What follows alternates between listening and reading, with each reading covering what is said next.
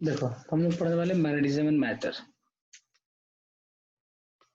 Put down the heading magnetism and matter. देखो जब भी हम मैग्नेटिज्म को एज ए ऑब्जेक्ट देखते हैं, मैग्नेट को एज ए ऑब्जेक्ट देखते हैं, तो हम लोग इस चैप्टर में यही पढ़ने वाले हैं कि जो बार मैग्नेट के in general we are going to study about the bar magnet, जिसका एक नॉर्थ पोल होता है और एक दूसरा एक साउथ पोल होता है। तो इन जनरल में हम लोग इसके बारे में पढ़ रहे हैं। इसके पहले लोगों का ये मानना था, जो भी हमारी मैग्नेटिक फील्ड होती थी, तो देखो पहले कैसे ये चीजें शुरुआत होती है कि बेसिकली जो मैग्नेट जो नाम पड़ा है ये बहुत साल पहले लाइक 600 बीसी बिफोर एक मैग्नीशिया नाम का आइलैंड था। वहां पे कुछ स्टोन थे जिसके ऊपर जो सोल्जर्स जब ट्रैवल कर रहे थे तो they were struggling to what you call walk on that stones, इसलिए कि उनके जूतों में ना नेल्स लगे हुए थे, तो जिसकी वजह से वो उनको अट्रैक्ट करता था। इनफैक्ट जूतों को खोल के जब वो वॉक करना शुरू किए तो देखे कि बहुत ही अच्छे से वॉक कर लेते हैं। तो वहां पे फर्स्ट टाइम बेसिकली हमारा मैग्नेटिज्म के बारे में लोगों को पता चला कि हाँ मैग्नेटिज्म नाम की ऐसी कोई चीज होती है। तो मैग्नेटिज्म में देखा जाए तो वहां से जो स्टोन था वो एक्चुअली मैग्नीशिया आइलैंड पे था, तो उसको उन्होंने नाम दे दिया मैग्नेट। ठीक है। अब देखो पहले जो मैग्नेटिज्म एक चैप्टर था वो एक बिल्कुल सेपरेट चैप्टर था, लोग उसको सेपरेटली कंसीडर करते थे। इसका कोई मतलब किसी एक और चैप्टर से रिलेटेड नहीं था। जैसे मान लो कि अगर मैं रे ऑप्टिक्स पढ़ता हूँ तो इसका न्यूटन्स लॉ ऑफ मोशन से कोई लेना देना नहीं है, ये अलग कॉन्सेप्ट और ये बिल्कुल अलग concept. So this is the different branches of the physics. तो पहले मैग्नेटिज्म को एक अलग चीज रखा जाता जिसको करंट से कोई लेना देना नहीं था, current was a different, magnetism was a different. लेकिन बाद में लोगों को ये पता चलता है कि जो एक्चुअली मैग्नेटिक फील्ड को जनरेट करने वाला है, जो भी प्रोड्यूस करता है मैग्नेटिक फील्ड को, वो एक्चुअली मैग्नेटिक फील्ड को प्रोड्यूस करने वाला पता है मैग्नेट है, सॉरी करंट कैरिंग कंडक्टर है और एक मूविंग चार्ज। ठीक है। तो बाद में लोगों को ये पता चलता है कि अरे हाँ यार मैग्नेटिक फील्ड को प्रोड्यूस करने वाले पहले लोग मानते, फिर लोगों को ये लगा कि मैग्नेटिक फील्ड को प्रोड्यूस करने वाले दो चीजें हैं, एक तो बार मैग्नेट और दूसरा एक मूविंग चार्ज। बाद में लोगों ने कंबाइंड कर दिया उसको और ये बोला कि नहीं यार मैग्नेटिक फील्ड को सिर्फ और सिर्फ प्रोड्यूस करने वाला कुछ है, तो वो है एक मूविंग चार्ज। तो लोगों ने बोला फिर ये क्या है, बार मैग्नेट है। तो उसी के बारे में हम लोग डिटेल में पढ़ने जा रहे हैं इस चैप्टर में कि कैसे बार मैग्नेटिक फील्ड को जनरेट करता है। लेकिन इतना हमेशा याद रखना कि एक मैग्नेटिक फील्ड को जनरेट करने वाला सिर्फ और सिर्फ एक मूविंग चार्ज होता है। तो ऑब्वियसली करंट कैरिंग कंडक्टर भी तो होगा, इसलिए कि उसके अंदर भी चार्जेस मूव करते हैं। ठीक है। तो हम लोग यहाँ पे जो इस चैप्टर में पढ़ेंगे, इसके पिछले चैप्टर में हमने पढ़ा था मूविंग चार्ज एंड मैग्नेटिज्म में, तो हर जगह मैग्नेटिक फील्ड को जनरेट करने के लिए मूविंग चार्जेस के बारे में हम लोग पढ़ा था। बट यहाँ पे as a magnet as a matter, मतलब कि एक मैटर है, एक ऑब्जेक्ट है।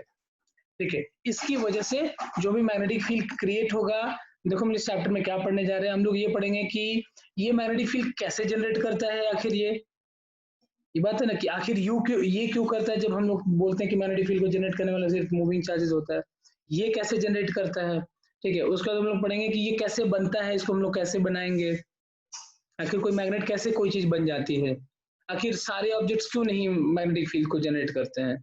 और हम लोग चीजें पढ़ेंगे कि कितने टाइप्स के मैग्नेट होते हैं। ठीक है। और एक एक दो ग्राफ है, हिस्टैरिसीस ग्राफ है at the end of that. और हम लोग पढ़ेंगे अर्थ हैज ए मैग्नेट, जो सबसे इंपॉर्टेंट पार्ट होता है इस टॉपिक का। इसी हम जानते हैं कि अर्थ भी हमारे मैग्नेटिक फील्ड को जनरेट करता है। तो अर्थ में क्या ऐसी प्रॉपर्टीज है, आखिर क्यों वो करता है, और अर्थ हैज ए मैग्नेट, उसके बारे में कुछ छोटी छोटी बातें सीखेंगे हम लोग। ये मेरे बेसिकली पूरे चैप्टर का मैंने तुम्हें सारांश दे दिया कि this is a summary of the chapter, यही हम लोग पढ़ने जा रहे हैं। तो जो पहली चीज है इसमें हम लोग पढ़ेंगे पहले मैग्नेटिज्म एज ए मैटर। तो एक छोटी सी चीज पढ़ लेते हैं हम लोग पहले, properties of matter, properties of magnet. तो पहले हम लोग ये लिख लेते हैं कि मैग्नेट की प्रॉपर्टी क्या होती है। ठीक है। ठीक है। मैग्नेट की प्रॉपर्टी क्या होती है, तो लिखो प्रॉपर्टी, कुछ प्रॉपर्टीज के बारे में पढ़ते हैं इसका।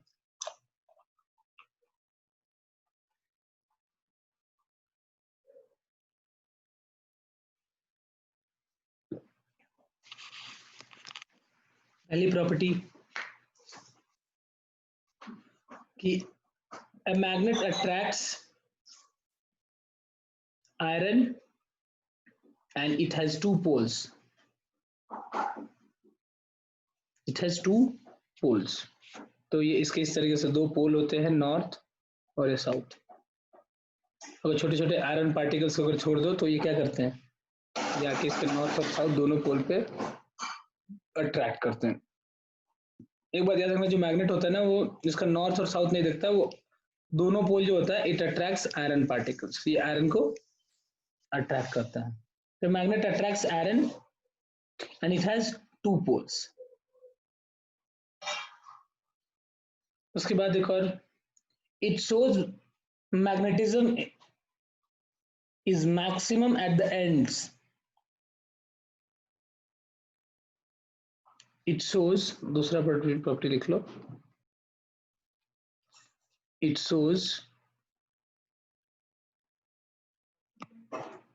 magnetism is maximum at ends called poles, called poles। ठीक है, since magnet has two poles, so it is also called as magnetic dipole। Since magnet has two poles, so it is also called as magnetic dipole।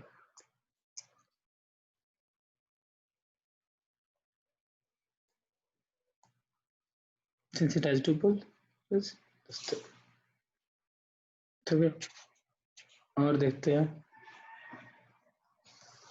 एक और लिखो, कभी भी हम लोग पता है कि मैग्नेट को फ्रीली अगर हम लोग छोड़ देते हैं तो वो किधर की तरफ पॉइंट करता है, वो हमेशा नॉर्थ और साउथ डायरेक्शन में ही एग्जिस्ट करता है, right.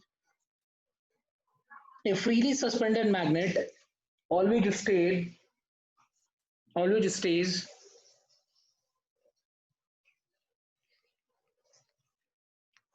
in north south।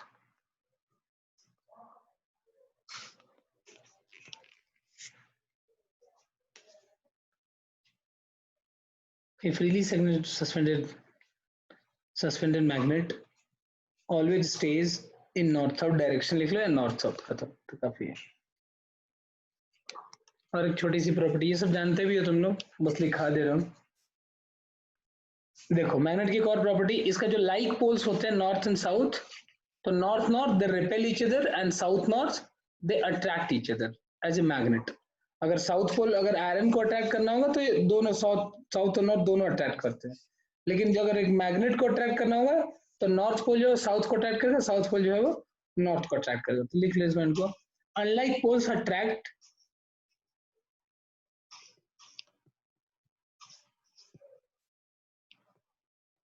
unlike poles attract and like poles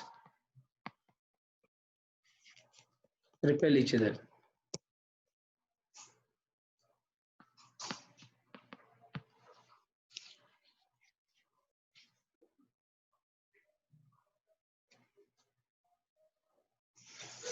unlike poles attract, like poles repel each other।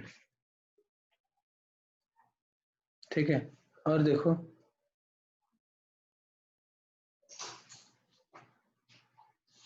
सबसे बड़ी मैग्नेट की एक प्रॉपर्टी होती है कि वो जितने मैग्नेटिक मटेरियल होते हैं ना उनको ना वो मैग्नेट बनाने की कोशिश करता है, ठीक है। और उसी जैसे मैग्नेट किसी चीज को बनाता है, देखो छोटी सी बात इसके बारे में हम लोग पढ़ेंगे, एक छोटा सा थोड़ी सी चीज बता देता हूँ इसके बारे में। एक हम लोग को आगे टॉपिक आएगा अभी इसी चैप्टर के अंदर, जिसको बोलते हैं मैग्नेटाइजेशन, ठीक है, मैग्नेटाइजेशन।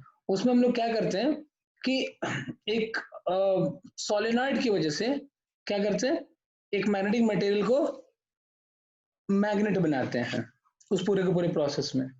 तो एक सोलेनॉइड जो है, जैसे मान लो कि हम लोग जो मैग्नेट बनाते हैं वो कैसे करते हैं, पता है, एक सोलेनॉइड लेते हैं और इसके बीच में हम लोग कोई एक मैग्नेटिक मटेरियल रख देते हैं, मैग्नेट नहीं मैग्नेटिक मटेरियल, ठीक है, मैग्नेटिक मटेरियल रख देते हैं। तो ये क्या हो जाता है, अगर हम लोग बहुत टाइम के लिए इसको रख देते हैं ना तो ये मैग्नेट बन जाता है, ये वाला जो मैग्नेटिक मटेरियल है। मैग्नेट और मैग्नेटिक मटेरियल में डिफरेंस है, ठीक है। मैग्नेट वो होता है जो कि which experience a force due to magnet as well as it produces a magnetic field। But magnetic material वो होता है जो मैग्नेटिक फील्ड को जनरेट नहीं करता है, लेकिन वो मैग्नेट जो होता है वो उसको अट्रैक्ट और रिपेल नहीं कर सकता, सिर्फ अट्रैक्ट करता है। ये होता है मैग्नेट और मैग्नेटिक मटेरियल, दोनों में डिफरेंस थोड़ा सा ध्यान में रखना। मैग्नेट क्या करता है, वो मैग्नेटिक फील्ड को जनरेट करता है और वो मैग्नेट को अट्रैक्ट भी करता है और रिपेल भी करता है। मैग्नेटिक मटेरियल क्या होता है? It is always attracted by a magnet, either it's north और इट्स साउथ, उसमें रिपल्सन नहीं होता है। और दूसरी चीज, वो मैग्नेटिक फील्ड को जनरेट नहीं करता है। दो मैग्नेट्स के बीच में फोर्स लगता है, बट दो मैग्नेटिक मटेरियल के बीच में फोर्स नहीं लगता है। एक मैग्नेट और मैग्नेटिक मटेरियल के बीच में फोर्स लगता है, लेकिन मैग्नेटिक मटेरियल और मैग्नेटिक मटेरियल के बीच में कोई फोर्स नहीं लगता है। ठीक है, अब देखो, तो एक और पॉइंट ये होता है कि अ मैग्नेट, देखो, a magnet induces magnetism in magnetic material, in magnetic materials। एक मैग्नेटिक मटेरियल्स को मैग्नेट से चिपका के बहुत ही काफी लंबे टाइम के लिए रख दो ना, तो वो क्या करता है कि उस मैग्नेटिक मटेरियल को भी मैग्नेट में कन्वर्ट कर देता है। ठीक है, इसी प्रोसेस को हम लोग बोलते हैं। खैर इसके बारे में हम लोग पढ़ेंगे भी, लेकिन not because of the magnet, वो हम लोग एक सोलेनॉइड की वजह से पढ़ेंगे। सोलेनॉइड भी तो मैग्नेट होता है, लेकिन it is not the bar magnet. ठीक है, तो ये हो गया। आगे देखो एक और property, an isolated magnetic poles does not exist. ये बात याद रखना हमेशा। एन आइसोलेटेड, लिख लो इसको, an isolated magnetic poles does not exist. An isolated magnetic poles does not exist.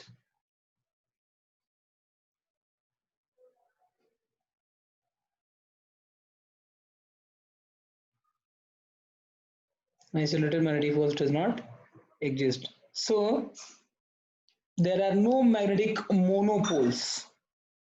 So there are no magnetic monopoles.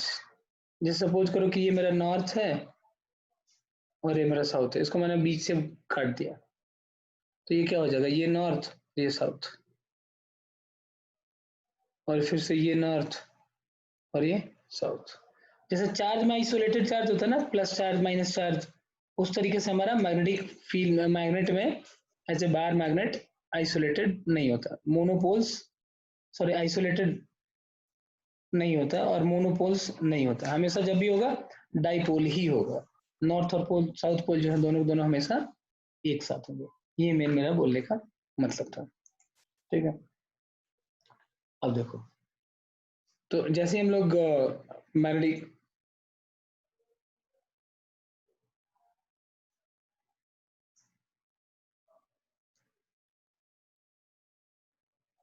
हो गया, तो ये हमने मैग्नेट के बारे में कुछ छोटी छोटी बातें सीखी। ठीक है, अब देखो, अब हम लोग पढ़ेंगे बार मैग्नेट्स के बारे में, और इसके पहले थोड़ी सी प्रॉपर्टी जो है ना, मैग्नेटिक फील्ड लाइंस की प्रॉपर्टीज के बारे में हम लोग पढ़ेंगे। ठीक है, थोड़ा सा पढ़ लेते हैं magnetic field lines. The magnetic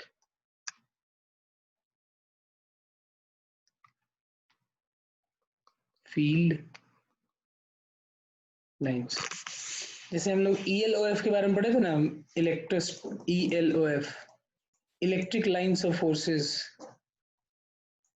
और यहाँ हम लोग पढ़ेंगे magnetic lines of forces, magnetic field lines के बारे में। ठीक है,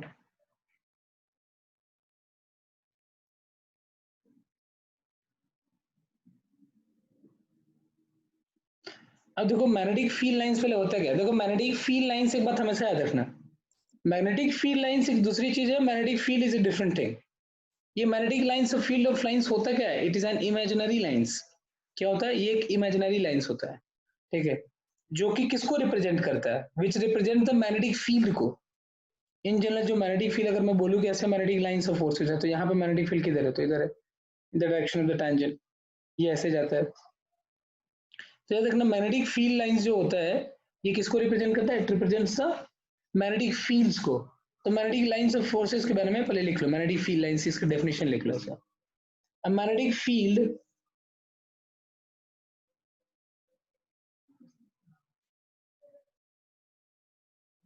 a magnetic field is said to exist at a point A magnetic field से पहला पॉइंट करके लिख लो. A magnetic field is said to exist at a point if a force is exerted on a moving charge. If a force is exerted on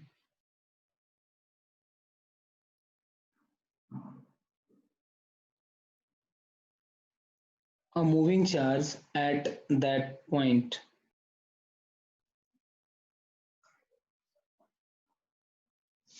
A magnetic field is said to exist at a point if a force is exerted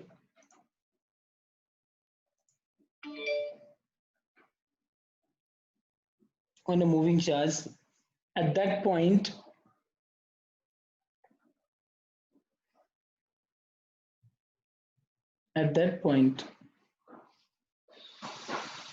दूसरी चीज magnetic lines of forces के बारे में लिखो.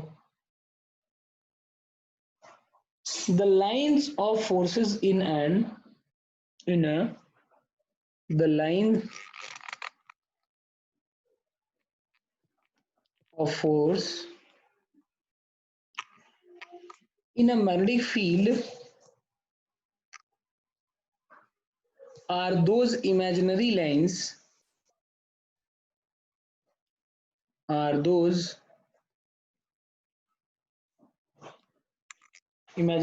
which continuously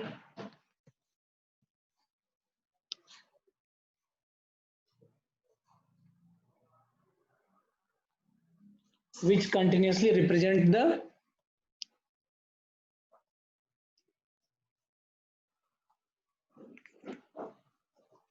direction of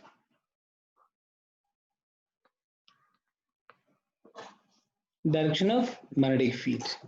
Direction of the magnetic field. जो continuously magnetic field के direction को represent करता है उसको हम लोग मैग्नेटिक लाइंस ऑफ फोर्सेस बोलते हैं. मैग्नेटिक फील्ड लाइंस बोलते हैं, सॉरी, वहां पे बोलते हैं इलेक्ट्रिक लाइंस ऑफ फोर्सेस और यहाँ पे बोलते हैं मैग्नेटिक फील्ड. तो यहाँ पे आई थिंक थोड़ा बहुत डिफरेंस है, समझ गया. Magnetic, what is the magnetic field and what is the magnetic field lines. वही मैग्नेटिक फील्ड लाइंस वही है जो मैग्नेटिक फील्ड को रिप्रेजेंट करता है. It is an imaginary line और मैग्नेटिक फील्ड किसी भी पर्टिकुलर पॉइंट पे डिफाइन होता है. ठीक है, तो हम लोगों ने बार मैग्नेटिक बारे में मैग्नेटिक फील्ड लाइंस के बारे में पढ़ लिया. इसी को छोटी छोटी प्रॉपर्टी पढ़ लेंगे रिलेटेड टू दैट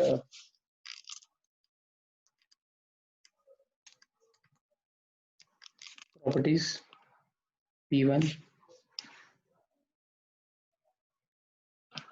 हालांकि ऑलरेडी पढ़ भी चुके हैं लेकिन फिर भी यहाँ पे एक दो पॉइंट और एक्स्ट्रा हो जाता है तो लिख लो, एक बार रिकॉल भी हो जाएगा जल्दी से. The magnetic lines of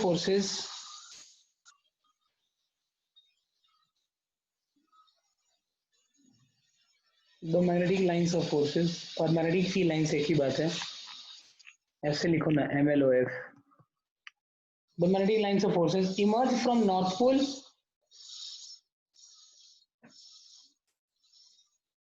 the magnetic lines of forces emerge from north pole and following a curved path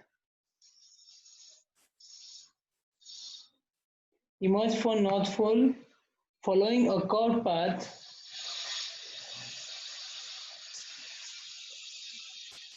the magnetic lines of forces emerge from north pole and following a curved path and enter the south pole.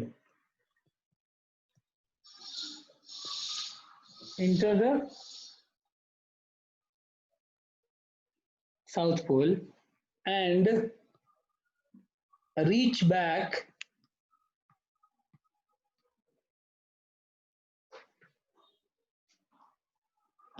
the north pole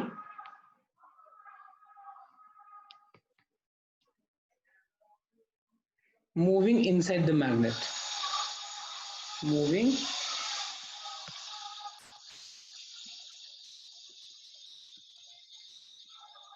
Inside the magnet. ठीक है, तो magnetic line से forces north से निकल के south में enter करती है और अंदर मैग्नेट के ये साउथ टू नॉर्थ की तरफ जाती है.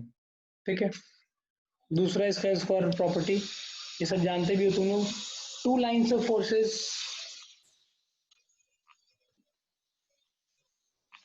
two lines of forces never intersect each other.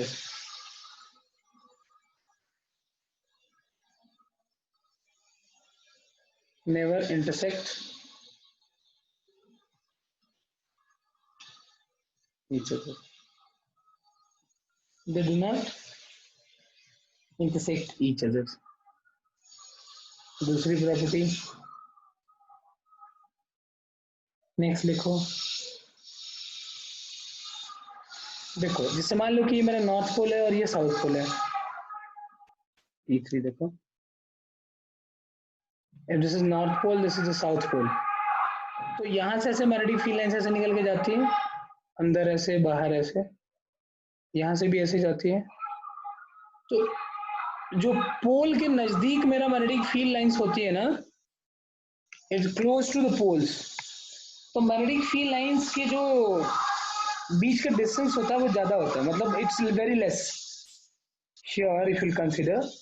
तो मैग्नेटिक फील्ड लाइन जो होता है वो पोल के किसी भी पोल के नजदीक जो होता है वो बहुत ही मतलब उनके बीच का जो डिस्टेंस होता है बहुत ही कम होता है, and they are very stronger as well. ये मेरे बोलने का मेन मतलब है। तो लिख लो हमको, near the magnetic poles, near the magnetic poles where the field is stronger,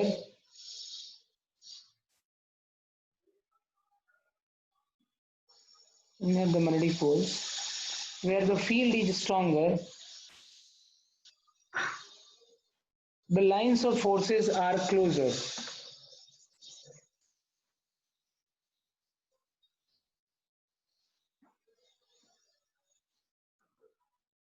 The lines of forces are closer.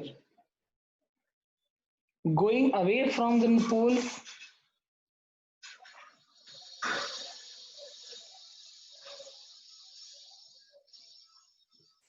going away from the poles, the field becomes weaker and the lines become rarer.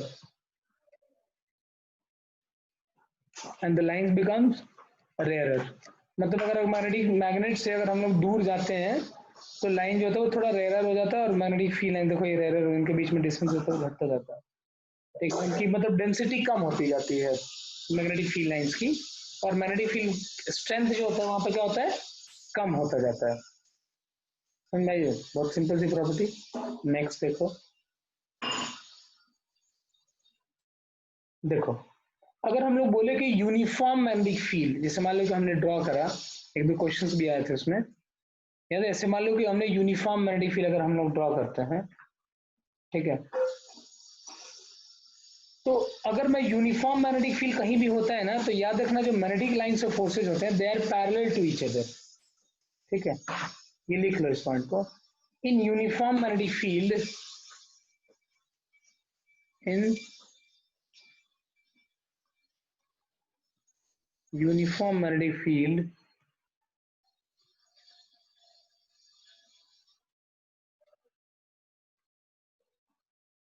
Example as a earth magnetic field, as a earth magnetic field, एक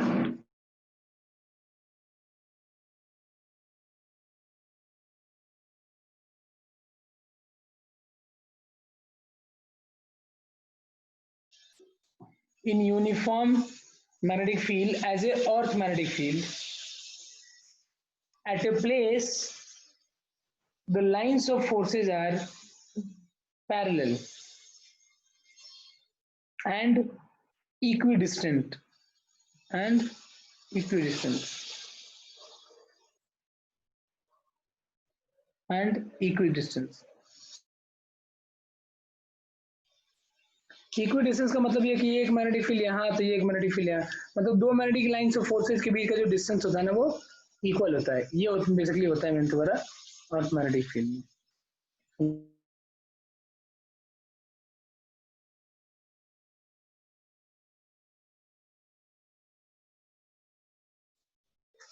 next जो property है,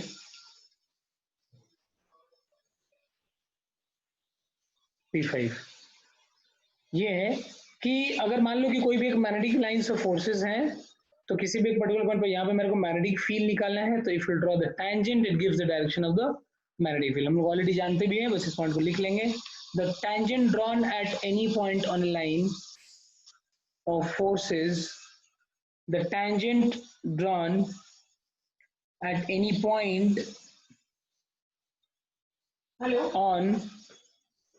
a line of forces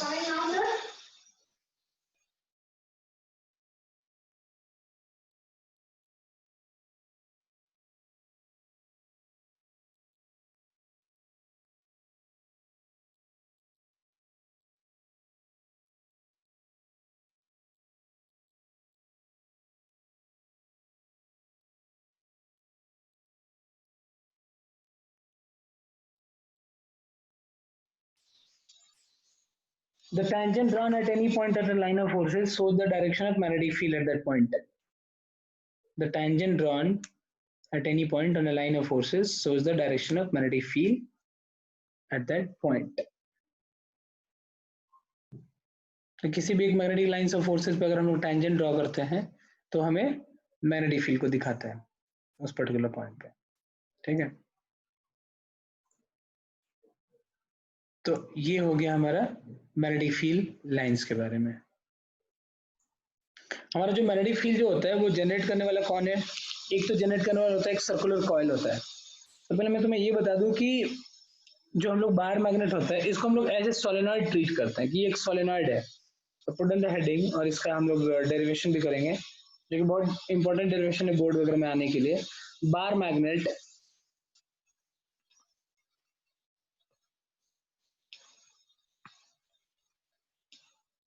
as an equivalent solenoid। हम लोग बार magnet को एक solenoid की तरह treat करते हैं। कैसे? तो देखो एक्चुअली जो मेरा मैग्नेटिक फील्ड होता है ना, ये क्यों जनरेट करता है कोई भी एक बार, जो एक बार मैग्नेट होता है, मतलब मैग्नेटिज्म एज ए मैटर वो कैसे जनरेट करता है? तो बेसिकली हमारे जितने भी हमारे मैटर्स बने हुए हैं they all are made up of the atoms, और एटम्स में क्या होता है? इलेक्ट्रॉन, ठीक है, इलेक्ट्रॉन होता है। और यहाँ पे मान लो चंद्र में ये, तो ये इसका हमेशा गोल गोल घूमते रहता है, राइट। तो इलेक्ट्रॉन जो होता है जब भी इसका ये गोल गोल घूमेगा तो ये क्या बनाएगा? याद करो मैंने इसका एक मैग्नेटिक मोमेंट बताया था, और इसका करंट हो जाता है F इंटू ई, और फिर उसके बाद हो जाता है एरिया पाई आर स्क्वायर। तो ये क्या बनाया? एक मैग्नेटिक मोमेंट बनाया। तो जब भी एक मैग्नेटिक मोमेंट बनेगा तो definitely it will generate one magnetic field. ये हमेशा एक मैग्नेटिक फील्ड भी पक्का बनाएगा ही बनाएगा। तो ऐसे बहुत सारे इलेक्ट्रॉन्स हैं, तो किसी भी एक ऑब्जेक्ट को अगर देखो तो उसके अंदर ढेर सारे, मान लो एटम्स तो होते ही होते हैं, वो सारे इलेक्ट्रॉन जो होते हैं वो मैग्नेटिक मोमेंट का काम करते हैं और यहाँ पे मैग्नेटिक फील्ड जनरेट कर देते हैं। लेकिन ये भी है कि फिर सारे ऑब्जेक्ट्स क्यों नहीं करते हैं, तो उसके बारे में हम लोग पढ़ेंगे टाइप्स ऑफ प्रॉपर्टीज में कि कितने तरह की प्रॉपर्टीज ऑफ मैटर होते हैं यहाँ पे एज ए मैग्नेट। तो वहां पे हम लोग इस चीज को देखेंगे। फिलहाल के लिए कि बार मैग्नेट को हम लोग अगर एक सोलेनॉइड की तरह ट्रीट करते हैं और उसकी वजह से हम लोग मैग्नेटिक फील्ड निकालते हैं, ठीक है। तो अगर मान लो कि एक बार मैग्नेट कोई भी एक है, अगर मान लो अगर हम लोग इसका सिलेंड्रिकल शेप में लेते हैं किस तरीके का, और अगर मैं तुमसे ये बोलूं कि ये जो मेरा बार मैग्नेट है, ठीक है, ये यहाँ पे एक पर्टिकुलर डिस्टेंस यहाँ पे हमने लिया जो कि इसके सेंटर से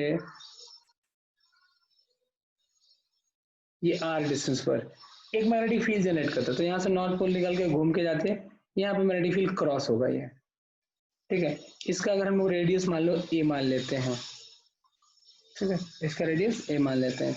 इसका जो पूरा लेंथ है ना बार मैग्नेट, इसको हमने 12 मान लिया। तो इसको हम लोग ये मानते हैं कि ये सोलेनॉइड है। सोलेनॉइड क्या होता है? एक करंट कैरिंग कंडक्टर, जो कि क्या होता है, ये इस तरीके का होता है जिसमें बहुत सारे सर्कुलर लूप होते हैं। इसको भी हम लोग मान लेते हैं कि इसके अंदर भी करंट है। एक्चुअली इसके अंदर करंट नहीं है, बट जस्ट मान लेते हैं हम लोग, ठीक है। बाद में तुम्हें डेरिवेशन करने में पता चल जाएगा, एक्चुअली यही तुम्हारी डेरिवेशन है। तो हम ये मानते हैं कि इसमें ना ढेर सारे सर्कुलर कॉइल हैं, ढेर सारे, सोलेनॉइड में क्या होता है, बहुत सारे सर्कुलर कॉइल होते हैं, कितने, n into L, where n is the number of turns per unit length and L is the total length of the solenoid.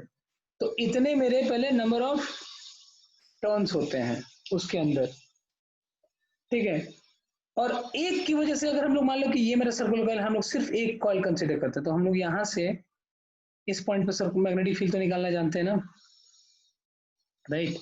देखो अगर मान लो एक सर्कुलर कॉइल है, तो इसकी वजह से हम लोग यहाँ पे मैग्नेटिक फील्ड निकालना जानते हैं, और ये कितना होता है, याद है कुछ इसमें, अगर करंट मान लो अगर मैं बोलता हूँ I है, तो एक कॉइल की वजह से वहां पे मैग्नेटिक फील्ड कितना होता है, तो mu naught I R square by mu naught by 4 pi ना, I into R square divide by R square plus X square, ये होता है ना, टू द पावर होता है 3/2।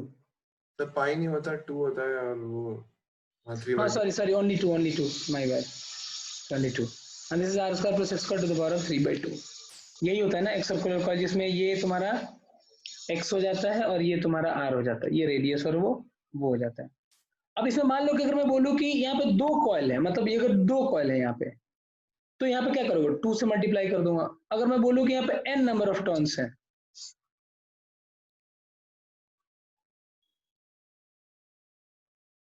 ठीक है, अगर मैं बोलूं कि यहाँ पे n नंबर ऑफ टर्न्स है, तो यहाँ पे क्या होगा, n से मल्टीप्लाई हो जाएगा बस, ठीक है।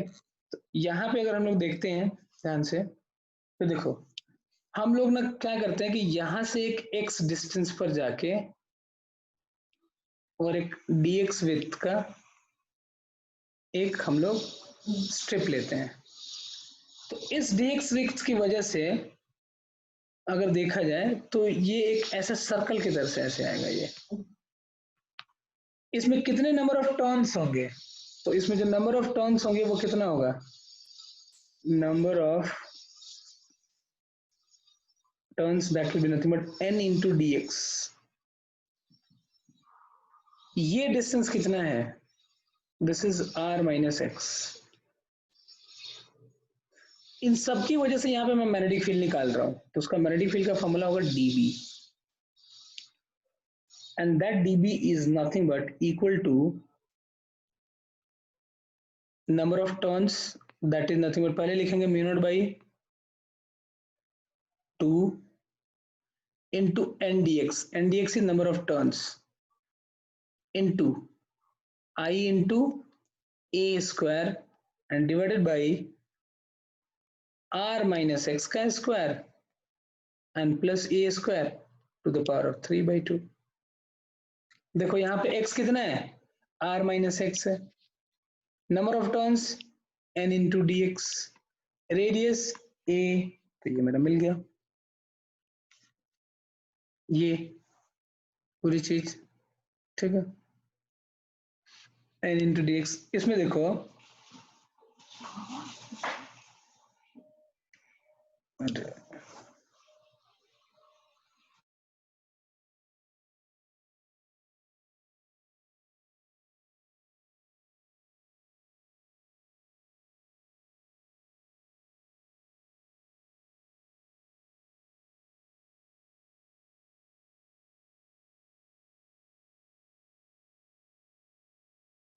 हाँ, तो ये आया मेरा mu naught into N D X divide by I into A square.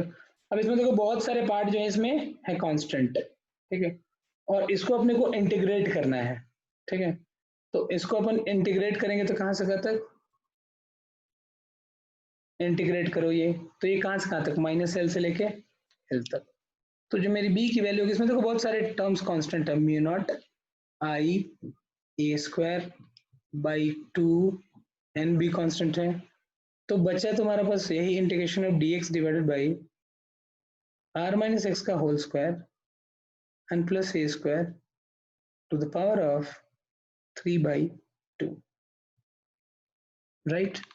अब एक छोटी सी बात ये होती है कि जो मेरा डिस्टेंस होता है ना, ठीक है, ये मेरा हो गया मैग्नेटिक फील्ड। अब देखो इसको इंटीग्रेट करते हैं माइनस एल से लेके एल तक। इसमें एक छोटी सी चीज ये होती है कि हम डिस्टेंस जो वैरी कराते हैं वो कहाँ से कहाँ तक कराते हैं, माइनस एल से लेके प्लस एल तक, और जो r है वो बड़ा होता है, r is much more greater than x, as well as R जो है वो बहुत ही बड़ा होता है बेसिकली एल से। ऐसे सोच लो कि आर इज, अगर एक्स को नहीं भी लिखते हो तुम, आर जो है वो बहुत बड़ा है एल से, और आर जो है वो बहुत बड़ा है ए से। इन दोनों से बहुत ही बड़ा है, तो अगर इन दोनों से बहुत बड़ा है तो नीचे वाला जो मेरा पार्ट हो जाता है आर माइनस एक्स का square plus A square to the power of 3/2, this will be almost equal to R cube. ठीक है, तो वो भी कांस्टेंट बन के बाहर ही आ जाएगा। तो मेरी बी की वैल्यू होगी mu naught N I A square divided by 2r cube minus L two L into D x, minus L two L into D x. अब इसको इंटीग्रेट कर देंगे तो वो 2l आ जाएगा। तो जो मेरी b की वैल्यू होगी mu naught N A square I, this is 2l and divided by 2 into r cube, 2 cancel. ठीक है, तो मैग्नेटिक फील्ड की जो मेरी वैल्यू होगी b, देखो इसमें एक छोटा सा टर्म एक और बताना था, वो मेरा होगा mu naught by 2 N I A square, इसको पाई से मल्टीप्लाई कर दो। 2 तो नहीं था ना, 2 तो खत्म हो गया था, राइट, 2 खत्म हो गया था। ठीक है, तो यहाँ एक और हम लोग पाई लिख देंगे, this is also 1 pi N I pi square into L भी आएगा एक L divided by R cube. ठीक है, वो 2l का एक l आएगा। अब दोनों तरफ मैं 4 से मल्टीप्लाई कर देता हूँ दोनों तरफ। ये क्या है मेरा कांस्टेंट, नहीं l नहीं आएगा, l कैंसिल हो जाएगा कहीं,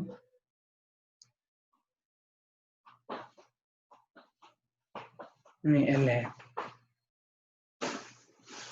ठीक है, देखो अभी देखो, अब तो एक बात बताओ, n इंटू ये 4 से मैंने मल्टीप्लाई किया, तो 4 की जगह मैं इसको लिख देता हूँ यहाँ पे 2 इंटू 2, यहाँ पे 2 और यहाँ पे 2। अब n इंटू 2l ये क्या देगा हमें, number of terms, into I into pi A square. ये पूरा का पूरा देखो क्या है, this is my number of turns and I into pi A square is magnetic moment of one coil. So this is nothing but the magnetic moment of the bar magnet. देखो ये पूरा term n into 12, this is the total number of terms,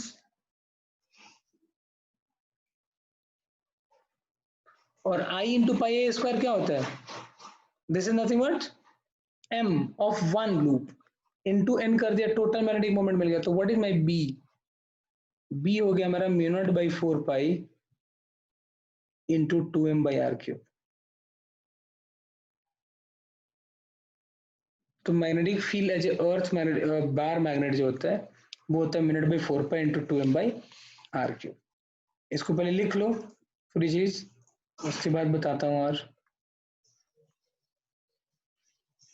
पहली चीज ये कि जब भी हम मैग्नेटिक फील्ड हमने निकाला तो ये मेरे को मिला mu naught divide by 4 pi into 2m divide by R cube. हमने इसको मान लिया था कि ये क्या है, basically this acts as a solenoid, और उसमें हम लोगों ने करंट मान लिया, और करंट मान के हम लोग ये कर लिया, ऐसे ऐसे करके हमने निकाल लिया। अब सबसे बड़ी चीज ये होती है कि मान लो कोई भी एक बार मैग्नेट है, उसमें एग्जैक्टली करंट तो होता नहीं है, जो हमने आई माना है उसको सोलेनॉइड के इक्विवेलेंट माना, हमने माना कि वो उस तरीके से है। ठीक है, तो उसमें करंट क्या होगा, ठीक है, और ऐसे करके हमने माना। लास्ट में हमने इस टर्म्स में ला दिया एम के टर्म्स में, M is nothing but the magnetic moment है। आई हम लोग नहीं निकाल सकते हैं उसके अंदर कि कैसे करंट निकालेंगे, ऐसे नहीं कि एमीटर डाल के हमने मैग्नेट के अंदर करंट एमीटर से वो निकाल दिया, लेकिन हम लोग ना एम निकाल सकते हैं, उसका एम निकालने का एक प्रोसेस होता है। ठीक है, एम हम लोग निकाल सकते हैं, और एम निकाल के उसके बाद हम लोग चीजों को रख सकते हैं। अब देखो इस चीज को जरा ध्यान से देखो, तो हम लोगों ने इसके बारे में ऑलरेडी थोड़ा सा पढ़ा हुआ भी है। ये इलेक्ट्रिक फील्ड याद है तुम लोग को? Electric field due to a dipole on the axis, देखो कितना होता था, 1/4πε0 उसका कांस्टेंट इनटू 2p/r³, और इसमें कितना होता है मेरा 2m/r³। इसमें होता है, उसमें होता था k इंटू 2p/r³, यहाँ पे है k इंटू 2m/r³। जो काम वहां p कर रहा था वो काम यहाँ पे कौन कर रहा है, यहाँ पे m कर रहा है। हमने जब बार मैग्नेट लिया तो हमने एक ऐसा बार मैग्नेट लिया और हमने यहाँ पे मैग्नेटिक फील्ड निकाला, और ये कितना मिला अपने को, मिला अपने को B इज इक्वल टू, मिलता है अपने को μ0/4π इंटू 2m/r³। अगर मैं तुमसे बोलूं कि इस बार मैग्नेटिक वजह से यहाँ पे मैग्नेटिक फील्ड निकालो, खुद सोचो कॉमन सेंस से क्या लगता है, ये क्या है, एक्सिस है कि इक्वेटोरियल है? ये मेरा एक्सिस है, ये कौन सा पॉइंट होगा फिर, इक्वेटोरियल होगा, इक्वेटोरियल। तो इसको अगर हम लोग इलेक्ट्रोस्टैट से कंपेयर करते हैं तो यहाँ पे जो मेरा मैग्नेटिक फील्ड होगा ना B, ये इक्वेटोरियल प्लेन हो गया, और डायरेक्टली हम लोग इसको लिख सकते हैं μ0/4π इंटू m/r³। रीजन, रिलेट करो इसको इलेक्ट्रिक फील्ड से, इलेक्ट्रोस्टैट से। तो इलेक्ट्रोस्टैट में एक डाइपोल की वजह से उसके एक्सिस पे इलेक्ट्रिक फील्ड होता था k इंटू 2p/r³, तो इक्वेटोरियल पे होता था k इंटू p/r³। यहाँ पर एक्सिस पे अगर k इंटू 2m/r³ है तो ऑब्वियसली इक्वेटोरियल पे होगा μ0/4π इंटू m/r³, राइट। तो हम लोग इक्वेटोरियल पे ऐसे डायरेक्टली लिख सकते हैं, ऐसा कोई डेरिवेशन नहीं है कि μ0/4π इंटू m/r³ ही होगा। This is the electric field at the equatorial and this is the electric field at the axis of the bar magnet, ये हम लोग डायरेक्टली लिख सकते हैं। समझ में बात? चलो तो इस पॉइंट को लिख लो। फिर मैं तुम्हें ये बताता हूँ कि आखिर ये जो मेरी m की वैल्यू है इसको हम लोग कैलकुलेट कैसे करेंगे। करंट तो अपने को पता नहीं होता उसके अंदर, और हमने यही लिख दिया कि I into number of turns भी होते नहीं है उसके अंदर ना, उस लेंथ अपने को बस पता होता है, ना I पता होता है ना n पता होता है, और A और बस L पता होता है। तो हम लोग मैग्नेटिक मोमेंट ऐसे नहीं निकाल सकते। देखो मैग्नेटिक मोमेंट निकालने का एक तरीका होता है, हाँ इसके लिए कोई डेरिवेशन नहीं है, बस इसको ऐसे ही लिखते हैं हम लोग। अगर ये आ भी जाए, अगर मान लो कि find the magnetic field at the equatorial plane, then we write it over sure कि एक्सिस पे ये होता है, and we compare this with the electrostatics, और उसमें वो kp/r³ होता है, तो इसको हम लोग यहाँ पे ऐसे लिख देते हैं। ये बता दूंगा तुम्हें, और भी आएगा एक बार कि कैसे हम लोग इसको एग्जाम में करते हैं, ठीक है। तो ये हो गया मेरा। नेक्स्ट देखते हैं आगे।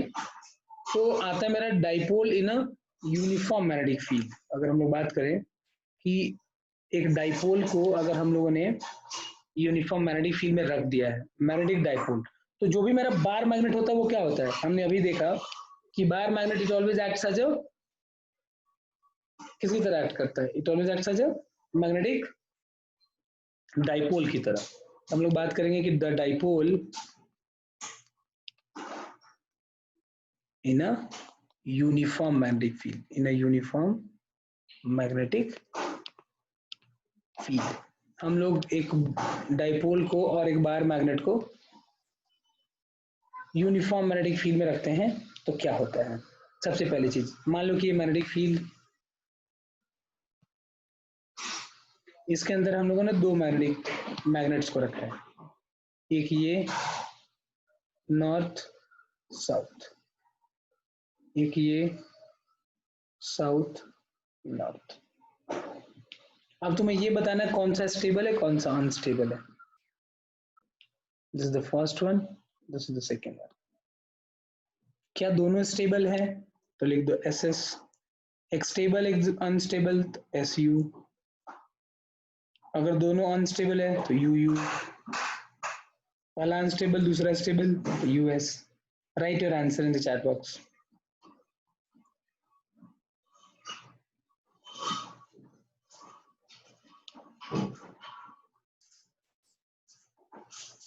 और बाकी लोग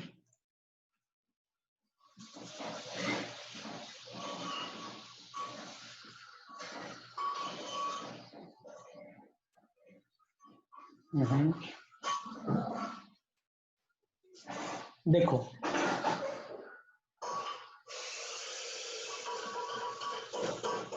नॉर्थ जो होता है वो क्या करता है, मैग्नेटिक फील्ड को जनरेट करता है।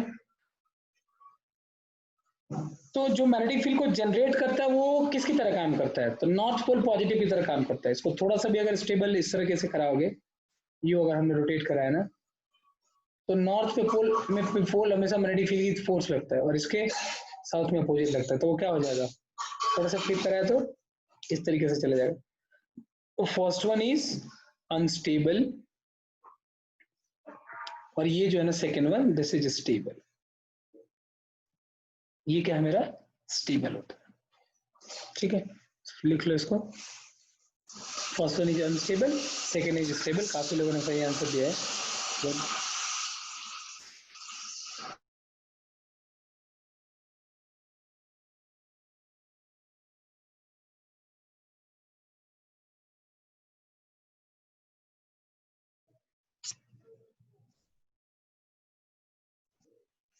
अब देखो, अगर मान लो कि हमने एक मैग्नेट को रख दिया ऐसे, ये मेरा मैग्नेटिक फील्ड और ये मतलब मान लो मैग्नेट हमने रख दिया जिसका एम इधर हो, राइट। तो अपने को ये भी पता है कि एक मैग्नेट को अगर हमने रखा है जिसका ये मान लो साउथ पोल और ये मान लो नॉर्थ पोल, ठीक है, ये साउथ ये नॉर्थ और ये इसका मैग्नेटिक मोमेंट का डायरेक्शन, तो इन दोनों के बीच का एंगल क्या है, 0 डिग्री है। लेकिन कोई भी एक मैग्नेटिक मोमेंट को अगर हम लोग मैग्नेटिक फील्ड में रखते हैं तो उस पर टॉर्क लगता है और the torque is nothing but m cross b। ये हम सब जानते हैं। यहां पर तो 0 है, लेकिन अगर m क्रॉस b की वैल्यू देखा जाए तो this can be written as, ये वेक्टर फॉर्म में होता है, torque is nothing but mb sine of theta, mb sine of theta. अब इसको अगर मान लो हमने थोड़ा सा रोटेट करा, एकदम very small with angle theta, थोड़ा सा हमने रोटेट करा के छोड़ दिया, तो ये क्या करेगा, ये स्टेबल इक्विलिब्रियम में तो क्या करेगा, ये SHM करेगा। क्या करेगा, SHM। तो देखो कैसे SHM करता है ये। तो जब ये SHM करेगा तो टॉर्क की वैल्यू कितनी हो जाएगी मेरी, torque is nothing but mb into sine of theta. अच्छा मेरा टॉर्क होता क्या है, टॉर्क होता है I into alpha, where what is I is moment of inertia, I is moment of inertia. And what is alpha? Alpha is angular acceleration. Sir तुम लोग को ये याद हो, तो टॉर्क इक्वल टू कितना होता है मेरा I into alpha.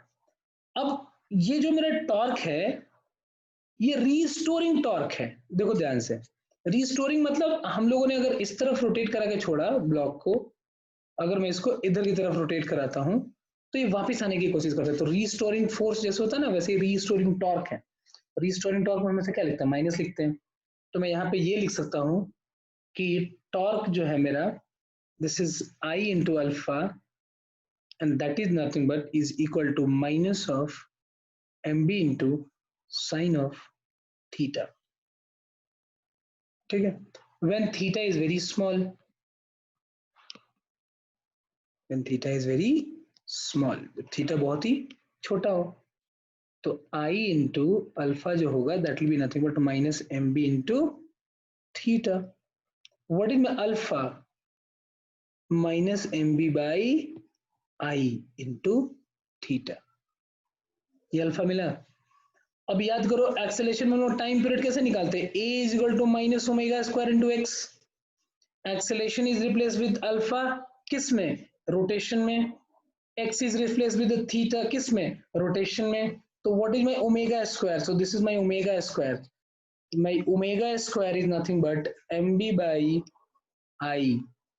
what is my time period, that is nothing but 2 pi root of I by mb। अब सबसे अच्छी चीज ये है कि देखो यहां से हम लोग ना m निकाल सकते हैं, b अगर m पता हो तो b भी निकाल सकते हैं। मान लो कि किसी भी एक जगह में हमें मैग्नेटिक फील्ड पता है, मोमेंट ऑफ इनर्शिया तो बहुत आसानी से निकाल सकते हैं हम लोग,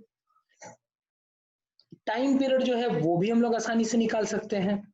क्यों, हम लोगों ने थोड़ा सा रोटेट करा के और कैलकुलेट कर लिया कि देखते हैं कि कितना उसका टाइम पीरियड होता है। तो यहां से हम लोग आसानी से m निकाल सकते हैं उसका, ये m निकालने का एक तरीका है।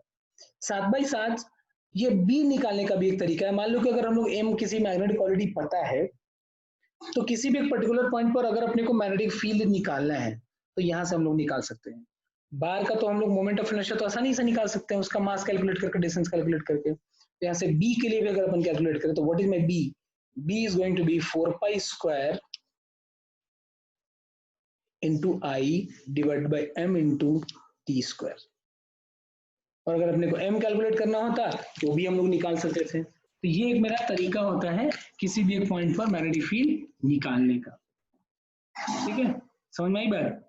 चलो तो इसको पूरे को लिख लो।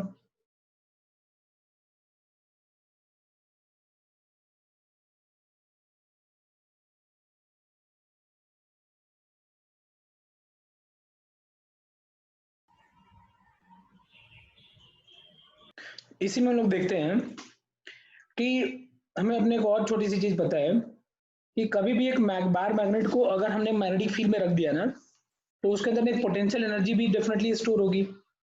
तभी तो उसी को तो वो रिलीज करने के लिए जाता है। जैसे मान लो कि अगर ऐसा हमने मान लो कि मैग्नेटिक मोमेंट रख दिया और ये मेरा मैग्नेटिक फील्ड बी, इनके बीच में एंगल थीटा है, तो डेफिनेटली इनके बीच में क्या होगा? एक पोटेंशियल एनर्जी भी स्टोर होगा। तभी तो उसी पोटेंशियल एनर्जी को रिलीज करने के लिए इधर की तरफ तो आता है वो, राइट? तो note put down in the magnetic potential energy, the magnetic potential energy of a magnetic dipole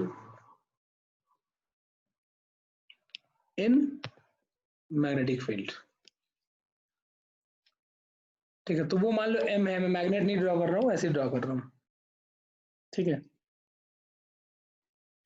तो मेरा पोटेंशियल एनर्जी होता कितना है? वर्क डन बाई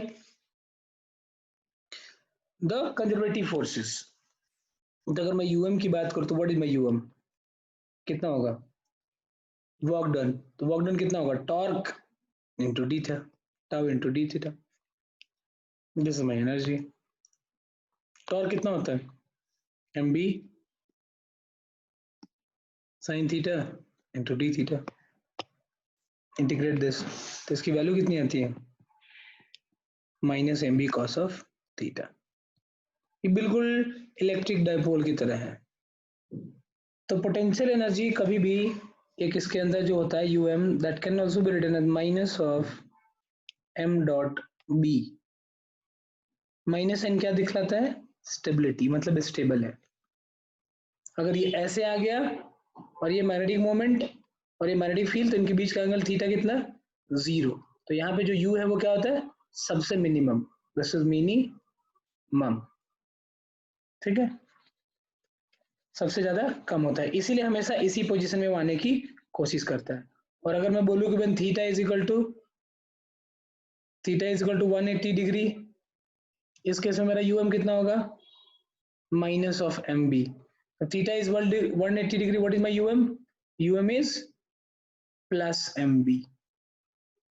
ये दो डिफरेंट केसेस है, लिख लेना थीटा के लिए। और 90 डिग्री पे 0 होता है, मतलब कि अगर हम लोगों ने ऐसे रखा तो 0, इसके इस तरफ नेगेटिव, इसके इस तरफ पॉजिटिव एनर्जी। थीटा की वैल्यू जैसे 90 से बढ़ी तो मेरा पोटेंशियल जो एनर्जी हो जाता है वो बड़ा हो जाता है। लिख लो इन सारे पॉइंट्स को।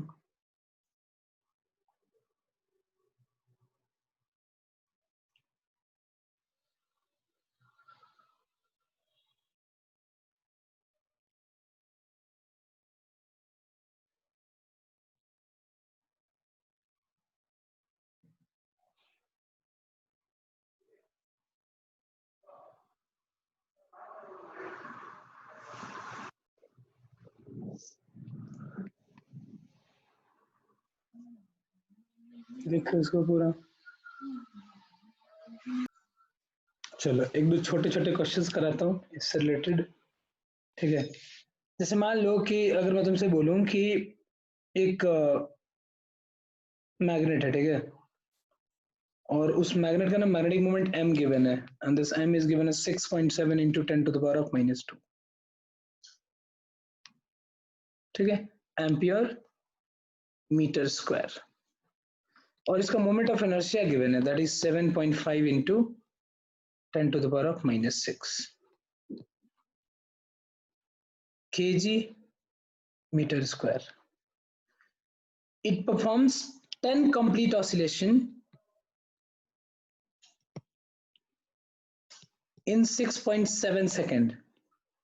ठीक है, तो find the magnetic field at that point. मेरे को मैग्नेटिक फील्ड वहां पॉइंट पे निकाल के दो. चलो करो.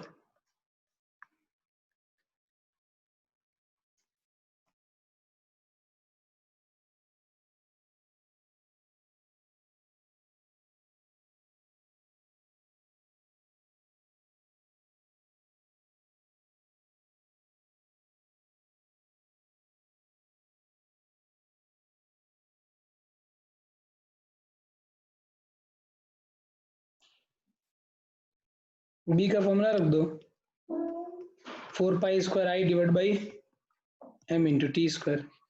अच्छा टी कितना है? 10 ऑसिलेशन करते 6.5 सेकेंड में. ठीक है, तो 6.7 एंड डिवाइड बाई 10. एक ऑसिलेशन को करने में इसको लगता है 0.67. 4 पाई स्क्वायर आई की वैल्यू गिवन है 7.5 into 10 to the power of -6 divided by 6.7 in 10 to the power -2 into 0.67 का स्क्वायर. इसकी वैल्यू निकालोगे तो आएगा 0.01 t. खत्म. ठीक है, देखो एक और. मान लो कि एक ऐसे मैग्नेट है, इसका मास ले लो तुम m के टर्म्स में ले लो. मास m, लेंथ l, इधर नॉर्थ इधर south. Mass m and length l. इसका मैग्नेटिक मोमेंट निकालो m वेक्टर जब इसको b नॉट मैग्नेटिक फील्ड में ऑसिलेट करा के छोड़ दिया गया. इसका टाइम पीरियड ले लो तुम, टाइम पीरियड की वैल्यू दे देता हूं 4 सेकेंड.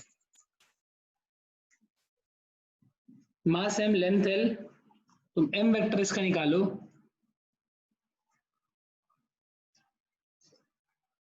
m वेक्टर इसका निकालो जब इसको बी नॉट मैग्नेटिक फील्ड में किया गया. इसका टाइम पीरियड है 4 सेकेंड. करो.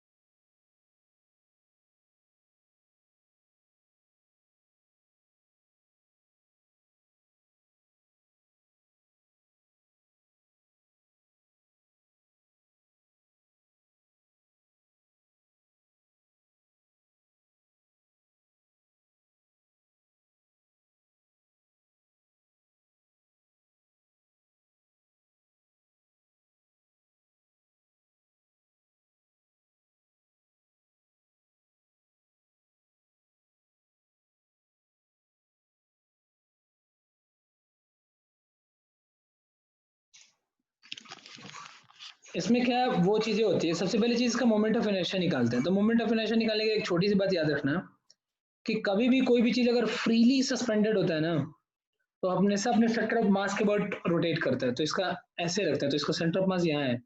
इसके अबाउट अगर अपन इसका मोमेंट ऑफ इनर्शिया निकालते हैं ना, तो ये होता है रॉड का होता है ml² by 12. और इस पॉइंट के बाद अगर मोमेंट ऑफ इनर्शिया निकालते हैं तो ये होता है मेरा ml²/3, ये याद रखना। तो इसमें हम लोग मोमेंट ऑफ इनर्शिया जो यूज करने वाले हैं वो ये है मेन, ठीक है। तो अगर मैं टी की बात करूँ तो व्हाट इज माई टी कितना होता है 2π into I by m into B, this is capital M vector into B, क्योंकि मास भी है। और अगर हम लोग यहाँ से इसकी वैल्यू निकालेंगे m की, तो m will be nothing but is equal to 4π² into I divided by b into t²। सारी वैल्यू रख दो। तो मेरा ये t की वैल्यू 4 सेकेंड थी, 4 इंटू π² इज 10 और I is nothing but ml²/12 divide by b not into t² is 4 into 4, 4 से 4 ये कैंसिल हो जाएगा, जो भी है यही तुम्हारा आंसर है। ml²/12 भी हमने रखा 5 divide by 2, 5/24 into ml²/b not, this is the answer. Good, कितनों का आया था ये? Well done. चलो काफी लोगों का आया था, ठीक है।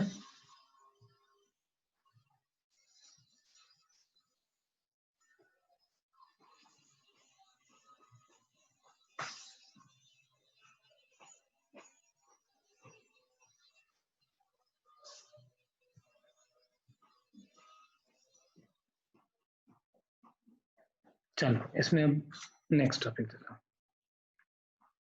तो ये हमने देख लिया।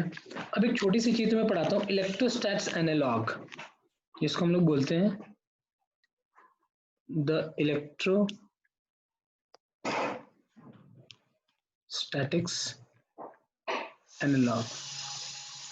ये बिल्कुल उसी तरीके से जिससे हम लोग पढ़ते थे ट्रांसलेशनल मोशन में एंड रोटेशनल मोशन में। तो जैसे वहां पे वेलोसिटी होती थी, जैसे यहाँ पे ओमेगा, एक्स तो थीटा, ए तो अल्फा, मास तो मोमेंट ऑफ इनर्शिया, फोर्स तो टॉर्क, वैसे हम लोग इलेक्ट्रोस्टैटिक्स एनालॉग में हम लोग दो चीजों को कंपेयर करने वाले हैं। एक होगा मेरा इलेक्ट्रोस्टैट्स, यहाँ पे तो हम लोग डालेंगे इलेक्ट्रोस्टैट्स, और यहाँ पे हम लोग डालेंगे मैग्नेटिज्म। देखो इसका सबसे ज्यादा फायदा क्या होता है, तो इसका मेरा सबसे ज्यादा फायदा ये होता है कि जैसे हमने देखा था वहां पे कि मैग्नेटिक फील्ड हमने एक बार मैग्नेट के इक्वेटोरियल प्लेन पे कैसे निकाला था। पहले हमने एक्सिस के लिए निकाल लिया और हमने कंपेयर किया उसको इलेक्ट्रोस्टैट से, और जैसे हम लोग कंपेयर करते हैं तो उसके हिसाब से based on the comparing of electrostatics analogue we can easily write it कि वो वही वैल्यू होगी। तो जैसे मान लो कि अगर मैं बोलता हूँ यहाँ पे E होता है तो यहाँ पे क्या होता है B होता है, यहाँ पे P होता है तो यहाँ पे क्या होता है, यहाँ पे M होता है, यहाँ पे अगर होता है 1/4πε0 ये कांस्टेंट की वैल्यू, तो यहाँ पे क्या होता है μ0/4π। याद रखना इसमें ε0 नीचे आता है और उसमें ऊपर जाता है, ठीक है। अगर मैं कंपेयर करूं इन लोगों की 1/ε0, या अगर मैं बोलूं कि व्हाट इज द ε0, ε0 को किससे कंपेयर करोगे 1/μ0 से, याद रखना ऐसे कर सकते हैं ये बातें। और भी देखो यहाँ पे, और मेरा मैग्नेटिक फील्ड जो आता था electric field at the axis, ये कितना होता था, sorry electric field at the axis of that 1/4πε0 2p/r³। यहाँ पे क्या होगा BA, और ये कितना होगा μ0/4π इंटू 2m/r³। अगर मैं इक्वेटोरियल की बात करूं तो electric field at the equatorial कितना होता है 1/4πε0 इंटू p/r³। तो यहाँ पे कितना होगा magnetic field at the equatorial plane μ0/4π into m/r³ equatorial पे। ये माइनस साइन के साथ भी रहता है इसलिए इसमें भी माइनस होता है ना, वेक्टर फॉर्मूला में डालते हैं तो ये minus sign is all about the direction, सिर्फ डायरेक्शन बदलाता है। और जितनी भी हमारी चीजें होती हैं that we can easily find it using this electrostatics analogue and magnetic field के एनालॉग से। मतलब जो जो चीजें वहां भी होती है वो सारी चीजें यहाँ भी होती है। जैसे कि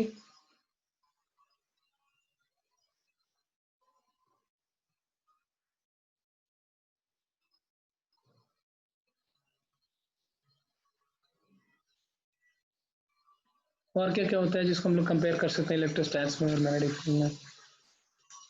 नहीं, इतना काफी है, इतना भी जानो फिलहाल। ठीक है, देखो ऐसे क्वेश्चंस कराता हूँ। एक मैग्नेट है जिसका मैग्नेटिक मोमेंट गिवन है 0.4 एम्पियर मीटर स्क्वायर। ठीक है, तो अपने को what is the magnitude of the magnetic field on the axis as well as on the equatorial. ठीक है, when the distance from them is 50 centimetre.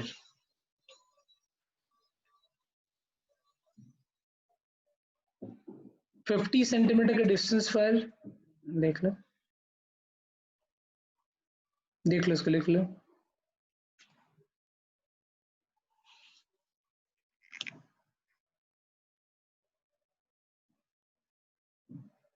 यहाँ पे होता है स्टैटिक चार्ज। एक और छोटी चीज लिख सकते हैं, यहाँ पे होता है स्टैटिक चार्ज और यहाँ पे होता है मूविंग चार्ज। ये भी एक चीज लिखने वाली बात है, यहाँ पे जो होता है स्टैटिक चार्ज और वहां पे होता है मूविंग चार्जेस। ठीक है, अब देखो किसी भी एक, मान लो एक मैग्नेट का मैग्नेटिक मोमेंट है 0.5 और उसका लेंथ है मान लो 5 सेंटीमीटर, मैग्नेट का लेंथ। तो उसके 50 सेंटीमीटर के डिस्टेंस पे एक्सिस पे और 50 सेंटीमीटर के डिस्टेंस पे इक्वेटोरियल प्ले, मेरे को मैग्नेटिक फील्ड निकाल के बताओ। Find the value of the magnetic field at the 50 centimetre on the axis on the equatorial plane. This is the question. कुछ नहीं करना, फॉर्मूला में तो डालना है बस।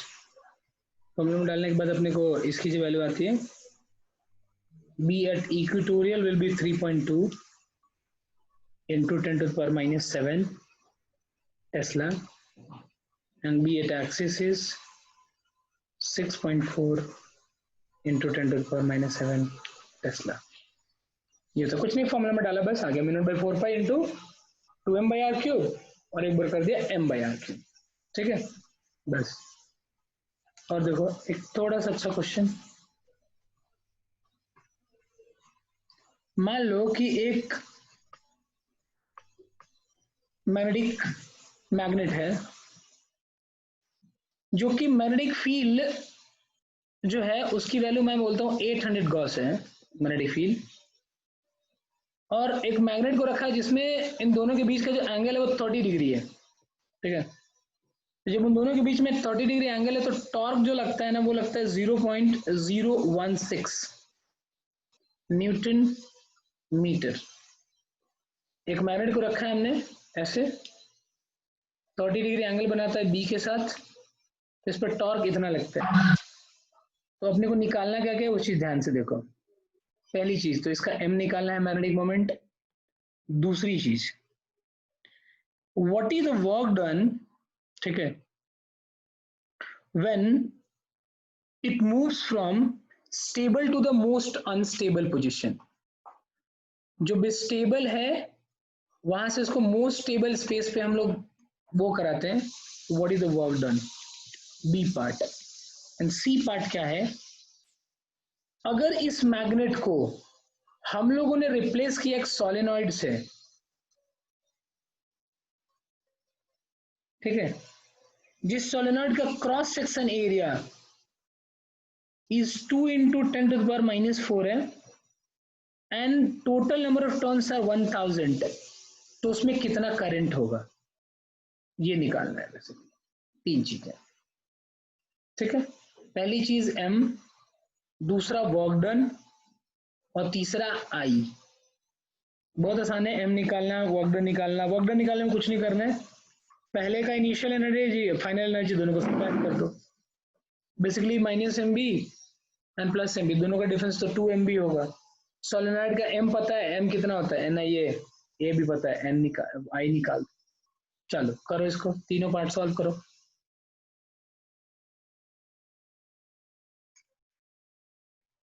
देखो पहला तो बहुत आसान है, टॉर्क अपना गिवन है तो torque equal to M B sine theta कर दो, M B sine of theta.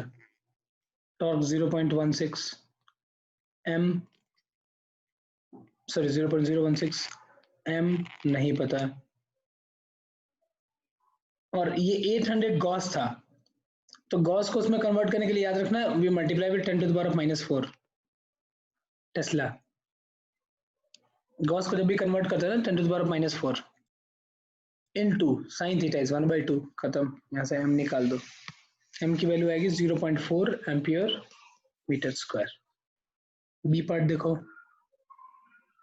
Work done कितना होगा 0 डिग्री टू 180 डिग्री, तो एक पे होगा तुम्हारा U M minus of minus U M, और ये यू मैक्सिमम होता कितना है मेरा m into B. So basically मेरा टोटल जो वर्क डन होगा वो 2 MB होगा।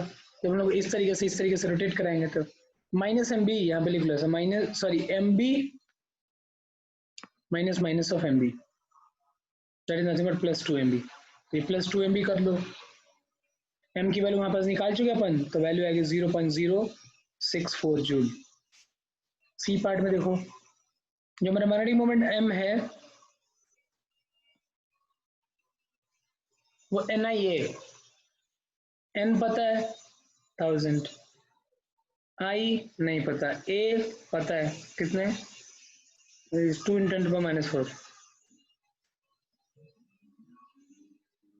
and that is equal to कितना देगा m is 0.4, तो यहाँ पे I की वैल्यू जो होगी वो आएगा 2m, ये तीनों वैल्यू आ जाएगी।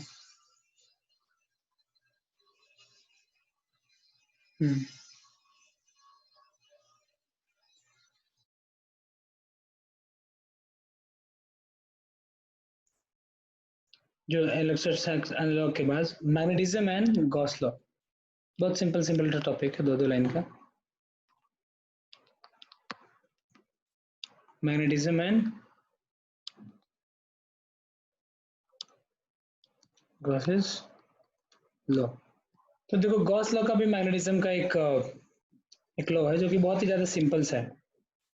तो इसमें भी एक छोटी सी बात हम लोग को साथ फ्लक्स के बारे में पता होना चाहिए। मैग्नेटिक फ्लक्स जो होता है वो क्या होता है, ये बिल्कुल इलेक्ट्रिक फ्लक्स की तरह ही होता है। जैसे मान लो कि कोई भी एक ये एरिया है और यहाँ से ऐसे मैग्नेटिक फील्ड लाइंस अगर पास करते हैं और ये एंगल अगर थीटा है and this area is S, तो अगर मैं फ्लक्स की बात करूँ phi B, this is magnetic flux, this is magnetic flux. तो जो मेरा magnetic flux is nothing but this is nothing but B dot S, और we can write it as B S cos of theta. सबसे पहली चीज magnetic flux, इसके बारे में और हम लोग डिटेल में EMI में भी पढ़ेंगे मैग्नेटिक फ्लक्स, बस फिलहाल के लिए जाना। जैसे इलेक्ट्रिक फ्लक्स होता था इलेक्ट्रिक फील्ड इनटू एरिया, वैसे ही मैग्नेटिक फ्लक्स होता है B इनटू एरिया वेक्टर। तो इनके बीच में BS cos of theta, where theta is the angle between S vector and B vector, ये बात याद रखना, ठीक है। अब देखो गॉस लॉ ऑफ मैग्नेटिज्म हमारा ये बोलता है कि ऑल्दो वी नो दैट कि हमारा मैग्नेटिक फील्ड लाइंस जो होती है वो हमेशा एक क्लोज लूप में पाया जाता है, ठीक है। जैसे कि मान लो कि अगर कहीं भी यहाँ से मैग्नेटिक फील्ड लाइन जा रही है तो पक्का कहीं से ना कहीं घूम के वापस इसको आना ही पड़ेगा यहाँ से। तो अगर मान लो कि कोई भी अगर हम लोग क्लोज लूप लेते हैं, if it consider any of the close loop, तो किसी भी क्लोज लूप में डेफिनेटली जो टोटल मैग्नेटिक फ्लक्स होगा ना, टोटल मैग्नेटिक फ्लक्स वो क्या होगा तुम्हारा, इट इज ऑलवेज 0। ये है तुम्हारा गॉस लॉ ऑफ मैग्नेटिज्म। तो गॉस ने ये बतलाया कि जैसे ई डॉट वहां पे जो मेरा फ्लक्स होता था वो कितना था, Q in by epsilon not, total charge divide by epsilon not. लेकिन इलेक्ट्रिक फील्ड के साथ ये था कि वो क्लोज लूप में नहीं पाया जाता था, it start from the positive charges and it ends at infinity. Negative charge के लिए क्या होता है, it starts with the infinity ends at the charge. लेकिन मैग्नेटिक फील्ड में क्या होता है कि magnetic field lines always found in the close loop, तो अगर ये क्लोज लूप में पाया जाता है तो जो मैग्नेटिक फ्लक्स होगा हमारा किसी भी क्लोज लूप के लिए, उसके अंदर मैग्नेट हो या ना हो, मैग्नेटिक फ्लक्स जो होगा वो हमेशा जीरो होगा। This is the Gauss law of magnetism. लिख लो, the net flux through any of the closed surface will be always zero। ये फिगर बना के मैग्नेटिक फ्लक्स के बारे में लिख लेना और उसके बाद नीचे लिख लो Gauss law of magnetism. Because इसका रीजन है, सबसे पहले रीजन ये, इसके दो रीजन से समझ सकते हो। फर्स्ट रीजन इज, इसका रीजन ऐसे डाल लो, the total magnetic flux, the total magnetic flux through any closed surface is zero। एक किसी भी क्लोज सरफेस से मैग्नेटिक फ्लक्स जीरो होता है। इसके रीजन चाहो तो दो रीजन है। First reason is because magnetic field lines are always found in a closed loop। magnetic field lines are always found in a closed loop।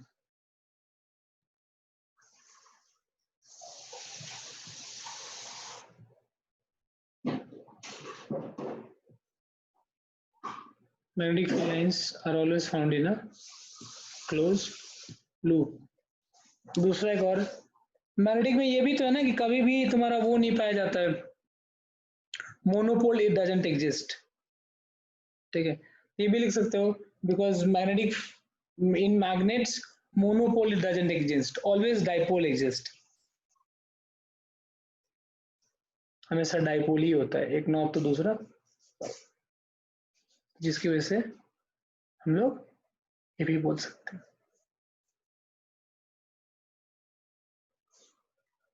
Sir second reason बता दीजिएगा।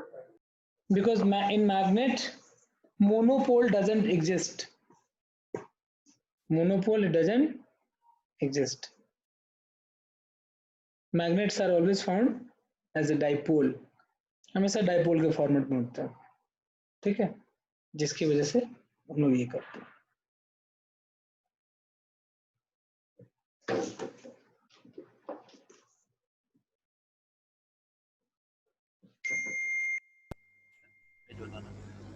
ठीक है, अब देखो बहुत ही सिंपल सा टॉपिक था। Next term, the earth magnetism. Next topic is earth magnetism. तो देखो हम लोग अर्थ जो होता है, हम सबको पता है कि अर्थ जो होता है एज ए मैग्नेट हमें यूज करते हैं। ठीक है, तो अर्थ जो होता है हम लोग एज ए मैग्नेट यूज करते हैं, इसलिए कि अपने को पता है कि अर्थ जो होता है वो मैग्नेटिक फील्ड को क्रिएट भी करता है। ठीक है, तो अर्थ जो मैग्नेटिक फील्ड को क्रिएट करता है, तो देखो अगर मान लो कि मैं तुम्हें अर्थ बोलता हूँ, यहाँ पे अर्थ मैग्नेटिज्म हम लोग बहुत सारी बातें भी पढ़ेंगे। ये अगर हमारा अर्थ है और ये इसका मान लो एक्सिस ऑफ रोटेशन है इस तरह। ठीक है, तो अगर मैं बोलता हूँ कि ये मेरा जियोग्राफिक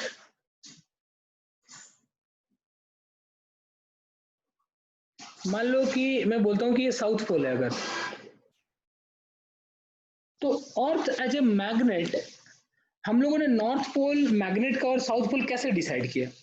हम लोगों ने मैग्नेट को फ्रीली सस्पेंड किया और जो नॉर्थ की तरफ जाता है, मान लो अगर मैं अर्थ से फ्लैट दिखा रहा हूं तुम्हें, हमने मैग्नेट को सस्पेंड किया और जो ये नॉर्थ की तरफ जाता है मैग्नेट का पार्ट, उसको हम लोग बोलते हैं नॉर्थ पोल। ये नॉर्थ और ये भी नॉर्थ। जो अर्थ के जियोग्राफिक नॉर्थ होता है वो अर्थ एज ए मैग्नेट कभी नॉर्थ नहीं होता है, वो earth as a magnet south होता है। रीजन ये कि नॉर्थ और नॉर्थ कभी भी एक दूसरे को अट्रैक्ट नहीं कर सकते। तो जो हमारा मैग्नेट का नॉर्थ पोल होता है, जिसको हम लोग बोलते हैं कि नॉर्थ पोल है, वो कैसे डिसाइड किया? उसको फ्रीली सस्पेंड करते हैं किसी भी अर्थ के एक मैग्नेटिक फील्ड के रीजन में और वो नॉर्थ की तरफ चला जाता है, अर्थ के जियोग्राफिक नॉर्थ पोल की तरफ, तो उसको हम लोग नॉर्थ बोलते हैं। लेकिन अर्थ का एक्चुअली में जो जियोग्राफिक मेरा साउथ पोल होता है, उसको अगर देखा जाए तो एज ए अर्थ ये होता है as a magnet, as a magnet this is the north pole, this is the north पोल।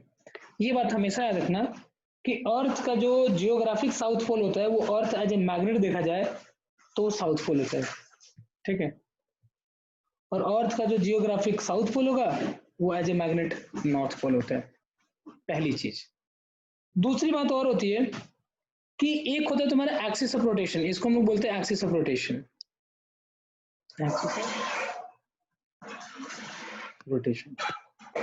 तो इसमें हम लोग बहुत सारी बातें ये पढ़ेंगे, जो अर्थ का जियोग्राफिक साउथ पोल है वो एग्जैक्टली उसका एक नॉर्थ पोल नहीं होता है, उनके बीच में ना एक एंगल होता है, इस एंगल को हम लोग बोलते हैं एंगल ऑफ डिक्लिनेशन, उसको बोलते हैं हम लोग एंगल ऑफ डिक्लिनेशन। ये सारी बातें लिखा दूंगा, ठीक है। वो ना एक पर्टिकुलर एक एंगल से वो करता है उसको। अर्थ को देखा जाए तो देखो यहाँ से मैग्नेटिक फील्ड निकलेगी, ये मान लो कि नॉर्थ पोल हो गया, तो यहाँ से जो है नॉर्थ पोल से ऐसे मैग्नेटिक फील्ड लाइंस ऐसे निकलेंगी, यहाँ से भी ऐसे मैग्नेटिक फील्ड लाइंस निकलेंगी, अर्थ जो मैग्नेट है इस तरीके से, ठीक है। तो देखो दो चीजें होती है इसमें,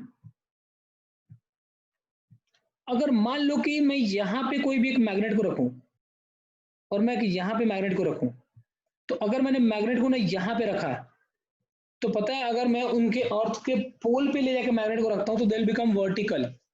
जैसे कि मान लो कि ये अर्थ अगर देखो एज ए मैग्नेट, तो यहाँ से मैग्नेटिक फील्ड ऐसे निकलेंगी और ये बहुत बड़ा सरफेस है, तो ये कर्व बना के ऐसे होता है, इतना बड़ा सरफेस है कि हम लोग यहाँ पे जो मैग्नेटिक फील्ड लेते हैं वो क्या होता है, this is we assume it कि it is parallel to the surface. लेकिन तो जो जब भी हम लोग यहाँ पे मैग्नेट लेके जाएंगे मैग्नेट्स को, तो मैग्नेट क्या हो जाएगा वहां पे वर्टिकल हो जाता है, नॉर्थ पोल और साउथ पोल पे लेकर जाते हो तुम, राइट। तो अर्थ की एक और सबसे बड़ी प्रॉपर्टी होती है कि और उनके इक्वेटर पे लेकर जाओगे तो सरफेस के पैरेलल। याद रखना हम लोग इक्वेटर उसी को बोलते हैं अर्थ एज ए मैग्नेट में, कि एक ऐसा प्लेस जहां पर हम लोग मैग्नेट को रखें and if it becomes parallel to the surface then that is known as, वो क्या होता है इक्वेटर। और एक्सिस क्या होता है, उसको बोलते हैं पोल। क्या होता है, pole is a place when we keep the magnet over there it becomes vertical, तो जब वो वर्टिकल हो जाता है उसको हम लोग बोलते हैं पोल। और अर्थ के अगर मैग्नेटिक फील्ड की अगर हम लोग बात करें तो अर्थ का जो मेरा मैग्नेटिक फील्ड होता है वो बहुत ज्यादा नहीं होता, its value is up to the range of 10 to the power 5 tesla के आसपास होता है अर्थ की जो मैग्नेटिक फील्ड होती है, ठीक है। और ये बहुत सारे जगह पे पोल्स वगैरह में इनकी डिफरेंट डिफरेंट और वैल्यूज भी होती है, ठीक है। और एक और चीज होता है कि अर्थ में सबसे बड़ी चीज कि ये जो मेरा वैल्यू आता है ये आया कैसे, ठीक है। तो अर्थ में जो मैग्नेटिक फील्ड आता है वो आता है इनके अंदर कोर में, जो भी हमारे मोल्टेन वो है आयरन निकल और कोबाल्ट, और उनके मूवमेंट की वजह से इनके बेसिकली मोल्टेन आयरन जो है वो मूव करते रहते हैं, they are moving, its only because of कि अर्थ भी रोटेट कर रहा है, तो उसके कोर में जो भी मेरे मोल्टेन चीजें हैं वो मूव करते हैं, तो मूव करते हैं तो उनके अंदर चार्ज पार्टिकल्स भी है, फ्री इलेक्ट्रॉन्स हैं, तो वो फ्री इलेक्ट्रॉन्स भी मूव करते हैं तो एक करंट प्रोड्यूस होता है, उस करंट की वजह से बेसिकली ये मैग्नेटिक फील्ड होता है। और इस अर्थ के इस इफेक्ट को हम लोग बोलते हैं डायनेमो इफेक्ट, बोलते हैं हम लोग डायनेमो इफेक्ट, ठीक है। तो डायनेमिक इफेक्ट क्या होता है कि मतलब कि कोई भी अर्थ को जैसे देखा जाए किसी भी चीज को, अगर मान लो अगर ये सर्कल कोई भी स्फीयर ले लो, इसके अंदर तुम पानी भर दो और इस स्फीयर को तो अगर तुम घुमाओ तो घुमाओ तो पक्का, अगर ये लिक्विड है तो ये भी घूमेगा, वो भी टर्न करेगा, और वो मोल्टेन फॉर्म में तो पक्का मूव करेगा, और उनके अंदर फ्री इलेक्ट्रॉन्स है तो बहुत हेवी अमाउंट में होता है, तो जिसकी वजह से क्या होता है हमारा मैग्नेटिक फील्ड जनरेट होता है as a earth.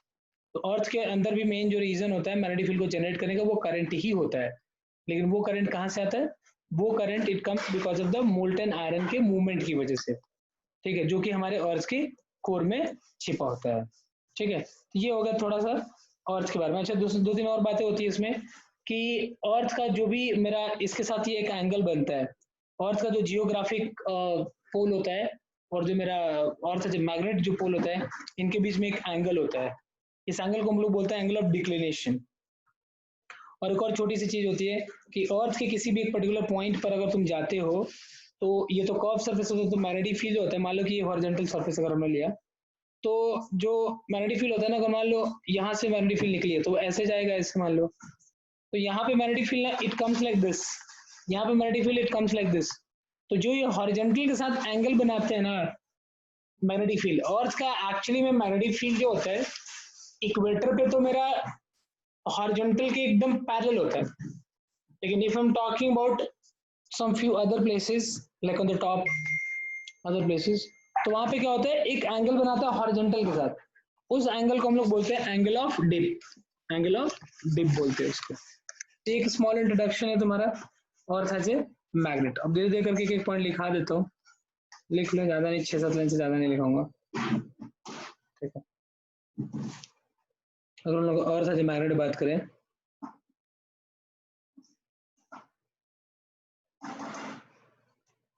Earth produces a magnetic field whose range is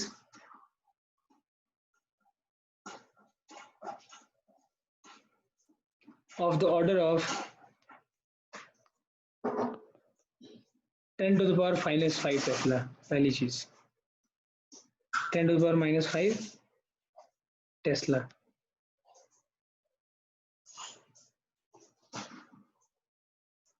ठीक है,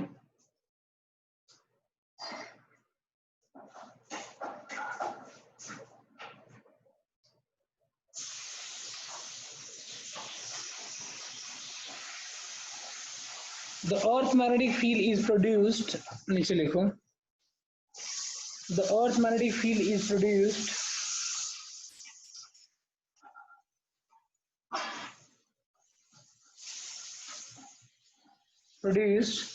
because of the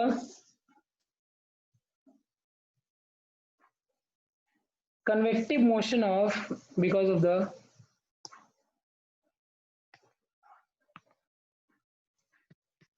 convective motion of metallic fluids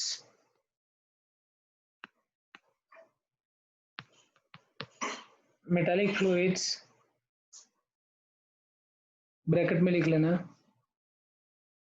molten iron and nickel in the outer core of the earth, in the outer core of the earth. This is known as dynamo effect, dynamo effect। इसको underline कर देना, एक marks पे पूछते रहते हैं इसलिए।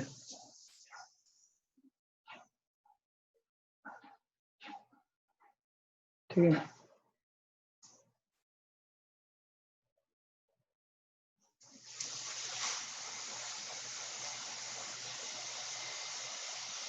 ठीक है, और देखो थोड़ा सा इसके बारे में लिख लेते हैं, पोल और उसके बारे में। The two places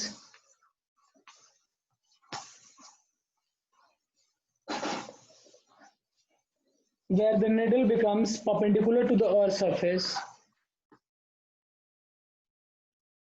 the two places where needle becomes perpendicular to the earth's surface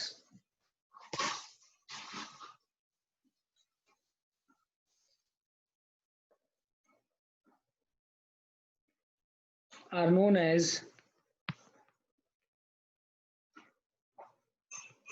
magnetic poles, are known as magnetic poles। याद रखना, मैग्नेटिक पोल्स और जो जियोग्राफिक पोल्स होता है वो डिफरेंट, वो सेम नहीं होता है, थोड़ा थोड़ा सा डिफरेंट होता है। मतलब इन दोनों का लोकेशन भी जो होता है थोड़ा अगर देखा जाए, तो एक का यहाँ है तो दूसरे का यहाँ होता है, थोड़ा सा डिफरेंट होता है, थोड़ा सा डिफर करता है।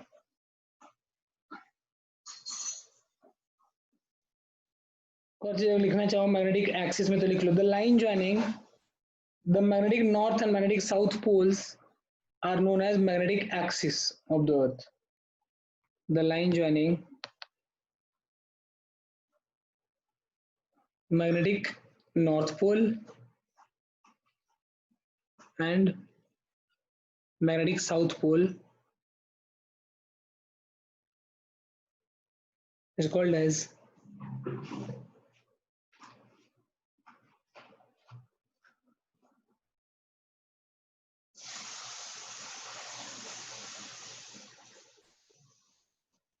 The line joining the magnetic north pole and the magnetic south poles of the earth is called as magnetic axis.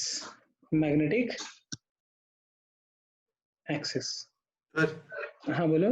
Sir आप वो टॉपिक दोबारा बोल सकते हैं क्या जो आप बोल रहे थे कि उल्टा होता है, उल्टा दिखाता है कि मैग्नेटिक हाँ पोल उसमें हाँ दिखाई हाँ वो करा रहा हूँ दिखा दूंगा आपको. इसके बाद एक और नीचे इसके नीचे एक पॉइंट लिखो. बहुत important point.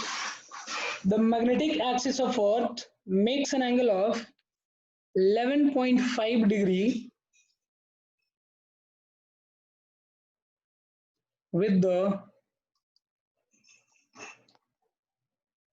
Earth rotational axis. इसका जो rotational axis के साथ एंगल है वो 11.5 डिग्री है.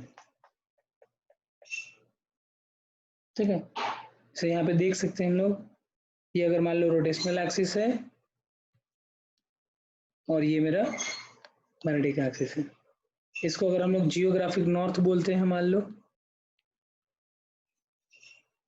जियोग्राफिक नॉर्थ पोल, तो ये मेरा क्या है, मैग्नेटिक साउथ पोल होता है. और वो भी दोनों कोइंसाइड नहीं करते, इनके बीच का ये एंगल है 11.5 डिग्री हो गया ये. ठीक है. This is 11.5 degree. और अगर अपन बात करते हैं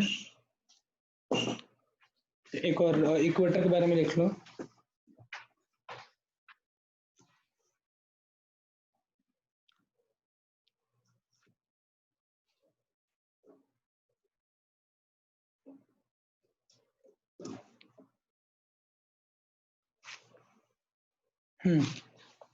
The plane perpendicular to the magnetic axis of Earth, the plane perpendicular to magnetic axis MA and passing through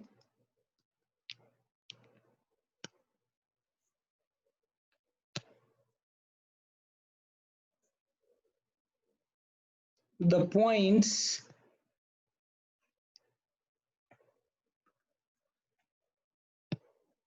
where the magnetic needle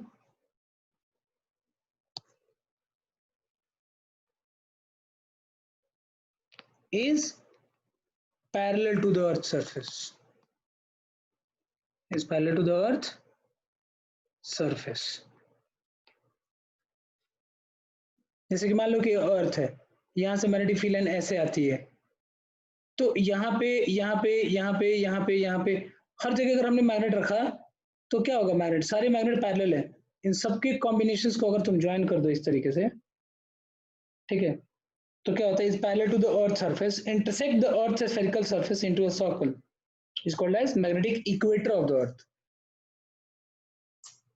parallel to the earth surface intersects the Earth's spherical surface into a circle. मतलब इस तरीके से जो भी हम बनाते हैं, एक सर्कल बनाते हैं, उस सर्कल को हम लोग क्या बोलते हैं, इक्वेटर बनाते हैं. ठीक है.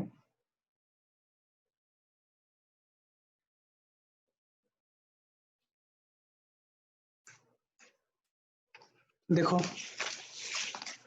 अगला पॉइंट देखो, एक और इम्पोर्टेंट पॉइंट ये देखो, होता यूं है कि मान लो कि अर्थ हमारा ऐसे ऐसे बड़ा सा हमने अर्थ ड्रॉ करा, और अर्थ का मान लो कि ये अर्थ एज ए मैग्नेट, या अर्थ को मान लो, और नॉर्थ पोल इधर, साउथ इधर, ईस्ट इधर एंड वेस्ट इधर.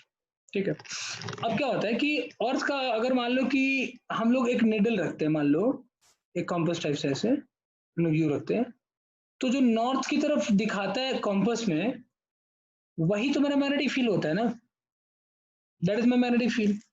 अब देखो यहां से जब भी मैग्नेटिक फील्ड निकलेगी वो ऐसे आएगी, इसके अंदर जाएगी ऐसे, तो जो नॉर्थ पोल पे मैग्नेटिक फील्ड हुआ, तो इस नॉर्थ पे अगर देखा जाए तो ये मेरा नॉर्थ ऐसे रखा हमने मैग्नेट का,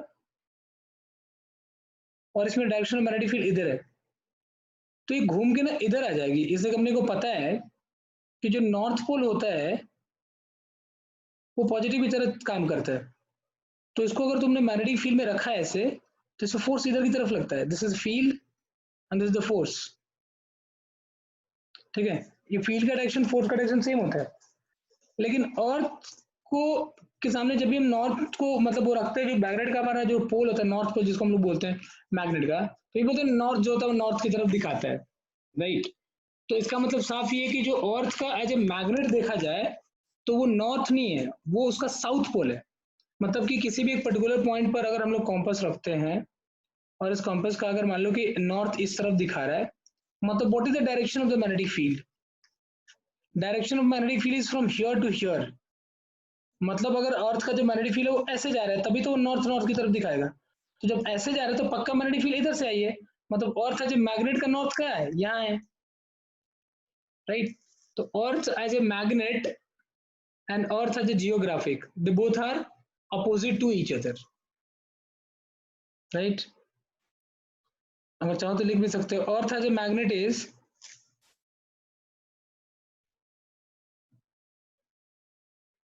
Earth as a magnet is South pole is North pole as a geographic, मतलब उसका जो जियोग्राफिक नॉर्थ है, that is the geographic north pole of the earth is south pole of the earth as a magnet, ऐसे लिख लो।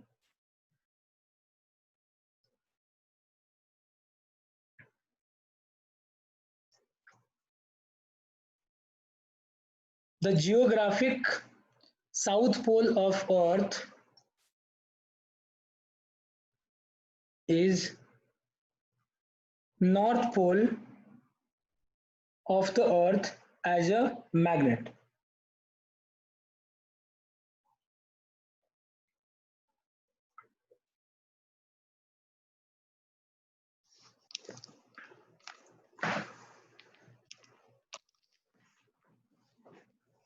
as a magnet and vice versa, और इसी तरीके से वो भी आते हैं, ठीक है। और देखो इसमें जो सबसे इंपॉर्टेंट चीज होता है वो हम लोग यहाँ पे पढ़ेंगे, angle of declination and angle of dip. एक एक करके सिखा देता हूँ। देखो पहली चीज इसी में एंगल ऑफ डिक्लिनेशन, इससे क्वेश्चंस वगैरह भी आता है। Angle of declination, angle of declination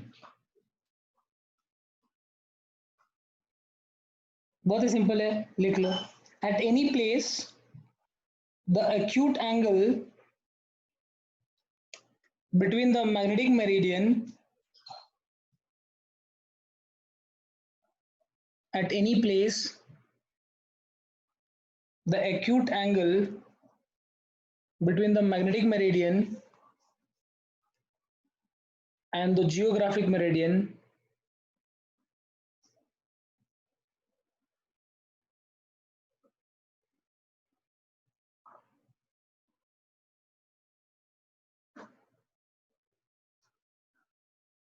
at any place the acute angle between the magnetic meridian and geographic meridian is called as angle of declination।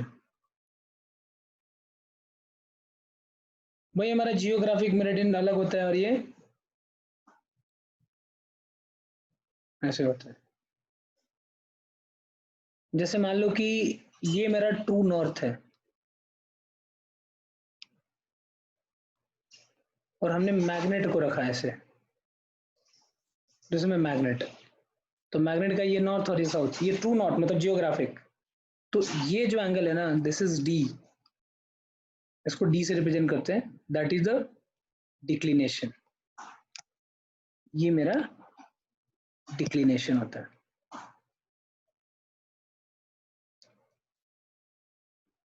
Declination के बारे में कोई छोटा point,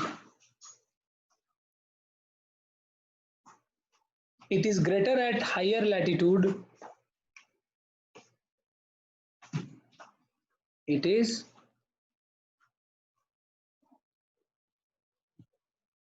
greater at higher latitude and smaller there near equator.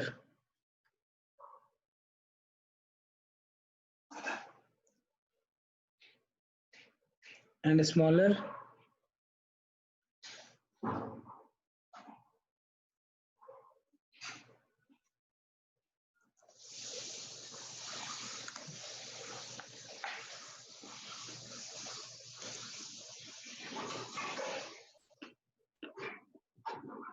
near equator. Sir true north he geographic north है। क्या बोल रहे हो? ये ट्रू नॉर्थ है जियोग्राफिक नॉर्थ, करेक्ट। वो उल्टा होगा ना मैग्नेट? उल्टा होगा। और सच मैग्नेट नहीं है ये, मैग्नेट हमारा ये है और वो मेरा ट्रू नॉर्थ और ये नॉर्थ, मतलब ये नॉर्थ पोल है जियोग्राफिक। अगर लिखना चाहो तो तुम लिख भी सकते हो। इंडिया में जो डिक्लिनेशन है वो बहुत ही स्मॉल है। इन दिल्ली में this is 0 and 41 0 degree 41 minute east है, ईस्ट की तरफ। And in Mumbai it is 0.58।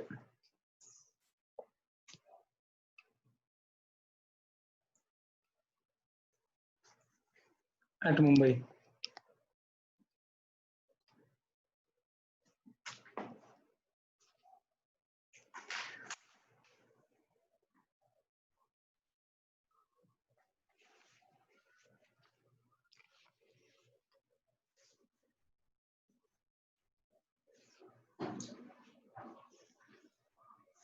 India में वैल्यू बहुत ही कम है। मेन इंपॉर्टेंट चीज जो सबसे ज्यादा चांसेस होते हैं जहाँ से पूछने का, वो है तुम्हारा ये एंगल ऑफ डिप। इसमें तो क्वेश्चंस भी करा सकते हैं तुम। एंगल ऑफ डिप, और इसको बोलते हैं लोग magnetic inclination as well. Magnetic inclination.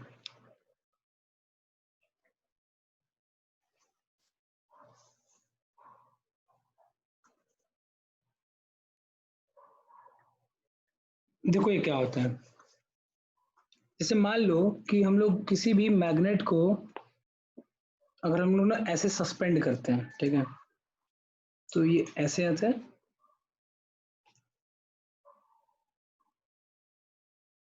You. अगर मैग्नेट को अगर हम लोग हैंग करते हैं ऐसे थ्रेड से, तो कभी भी तुम देखना मैग्नेट जो होता है ना वो एग्जैक्टली हॉरिजॉन्टल ऐसे कभी नहीं होगा,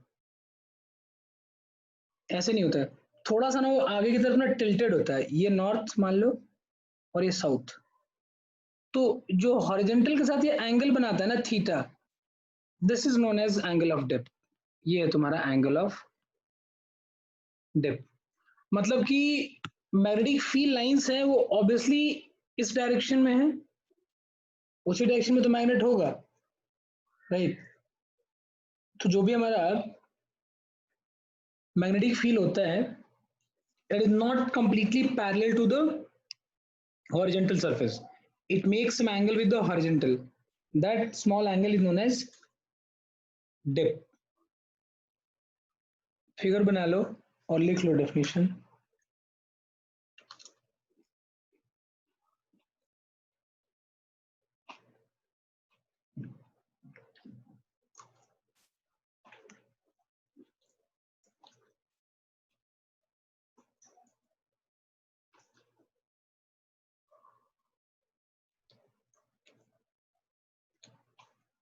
The angle of dip at a place is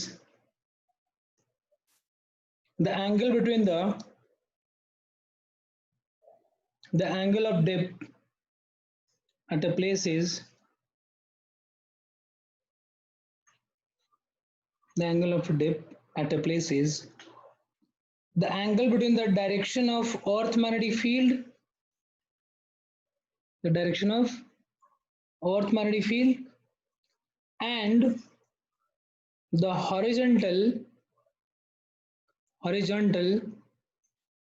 in the magnetic meridian at that place.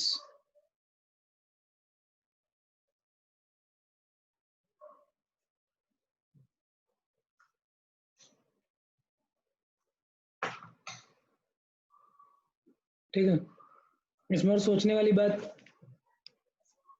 कि एट इक्वेटर जो होता है, ठीक है, इक्वेटर पे जो थीटा होता है ना, एंगल ऑफ डिप, वो 0 होता है। जैसे कि वहां पे तो पैरेलल हो जाती है ना, ऐसे अर्थ है तो यहाँ से मैग्नेटिक फील्ड लाइंस निकल के जाएंगे, तो ऑलमोस्ट ये पैरेलल हो जाती है इक्वेटर पे। जबकि what will be the angle of dip at poles, तो देखो अगर ये पोल है तो ये ऐसे निकलती है मैग्नेटिक फील्ड लाइंस यहाँ से, तो यहाँ पे जो एंगल ऑफ डिप होता है ना एट पोल्स, याद रखना ये 90 डिग्री होता है।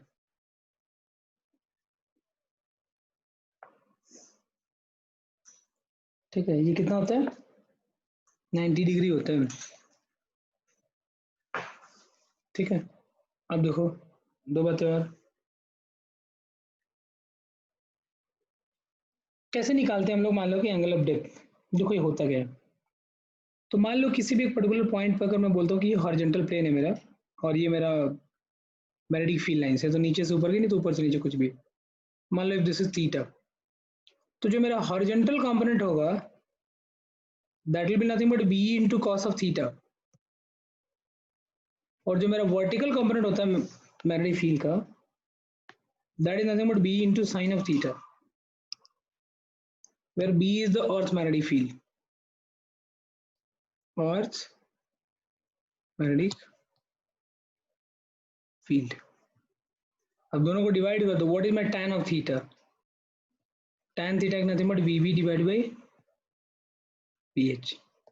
किसी भी जगह पर अगर अपने को निकालना हुआ तो हम लोग यहाँ से निकाल सकते हैं, और यहाँ पे मान लो अपने को हॉरिजॉन्टल और वर्टिकल कंपोनेंट पता है तो b की वैल्यू भी निकाल सकते हैं, b can be written as bv square plus ph square का रूट। अगर वर्टिकल और हॉरिजॉन्टल कंपोनेंट पता है तो हम लोग अर्थ की मैग्नेटिक फील्ड निकाल सकते हैं, नहीं पता है तो ये निकाल सकते हैं यहाँ से, theta is equal to tan inverse of bv by bh, ये हम लोग ढूंढ सकते हैं।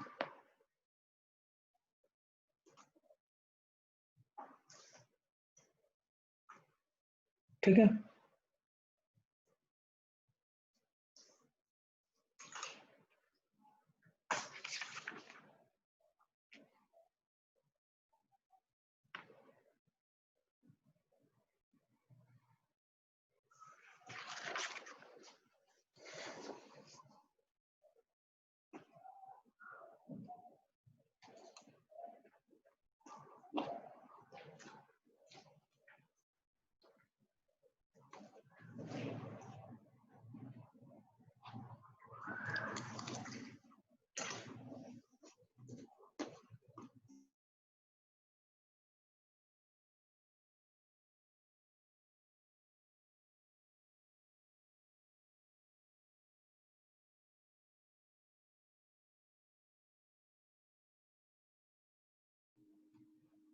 चलो लिख लिया। आगे देखो एक छोटा सा पॉइंट पढ़ाता हूँ, इसको बीसी के अंदर लिख लो, इसको हम लोग बोलते हैं न्यूट्रल पॉइंट्स, हम बोलते हैं न्यूट्रल पॉइंट्स। इसमें जो कुछ छोटे छोटे क्वेश्चंस बनते हैं ना वो एक ही दिन करा दूंगा, मैं थ्योरी पूरा पढ़ा खत्म ही कर देता हूँ। न्यूट्रल पॉइंट्स देखो क्या होता है, जैसे मान लो कि हमने अपने मैग्नेट रखा अपना, या मान लो कि हमने एक वायर रखा ये, अब वायर जो होगा वो यहाँ पे एक मैग्नेटिक फील्ड क्रिएट करेगा, कितना क्रॉस, यहाँ पे अगर देखा जाए इसके ठीक वायर के ऊपर स्क्रीन से तुम्हारी तरफ मैग्नेटिक फील्ड का डायरेक्शन इधर होगा, यहाँ पे देखा जाए तो डॉट होगा, हर जगह मैग्नेटिक फील्ड ऐसे है। इस वायर को अगर हम लोग चाहे तो हॉरिजॉन्टली भी रख सकते हैं, ऐसे भी रख सकते हैं, ऐसे भी रख सकते हैं, रोटेट तो कर ही सकते हैं, अर्थ के सरफेस से मान लो अर्थ के सरफेस से ऊपर की तरफ भी जा सकता है, पैरेलल भी जा सकता है। ठीक है, तो मान लो कि ये अर्थ की मैग्नेटिक फील्ड और वायर को हमने इस तरीके से रखा कि यहाँ पे जो मैग्नेटिक फील्ड बना वो अर्थ के मैग्नेटिक फील्ड को कैंसिल कर दे, तो the place where net B is, B net is 0, और ये बी नेट 0 कहां से आता है, दो मैग्नेट होने चाहिए मैग्नेटिक फील्ड को जनरेट करने के लिए, एक तो अपना अर्थ है और दूसरा हम मैग्नेट भी ले सकते हैं या करंट कैरिंग कंडक्टर भी ले सकते हैं। तो the place where the net magnetic field is 0, मतलब हॉरिजॉन्टल कंपोनेंट कैंसिल हो जाए, उसको हम लोग बोलते हैं अर्थ का सॉरी न्यूट्रल पॉइंट। लिख लो at a points where the field due to a bar magnet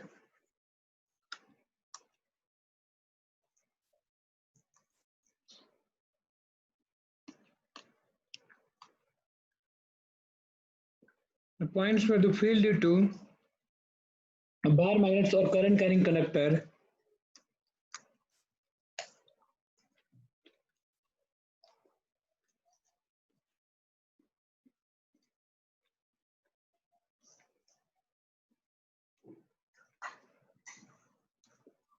bar magnet or current carrying conductor may be completely neutralized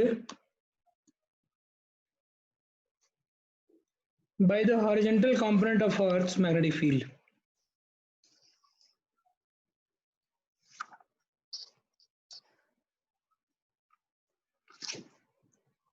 At certain points where the field due to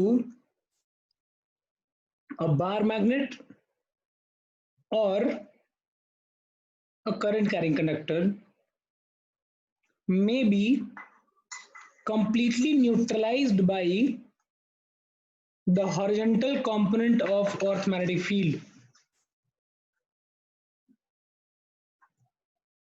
मतलब एक bar magnet या फिर एक current carrying conductor की वजह से अगर मान लो कि अर्थ का मैग्नेटिक फील्ड जो है उसको कंप्लीटली न्यूट्रलाइज कर देता है उस पॉइंट को,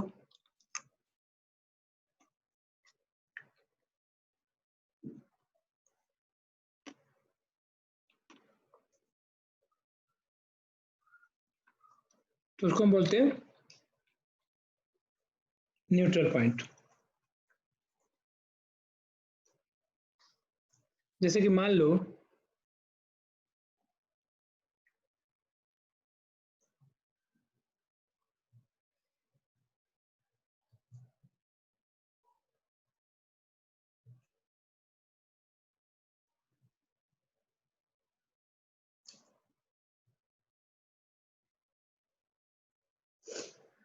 कि हमने करंट कैरिंग कंडक्टर रखा,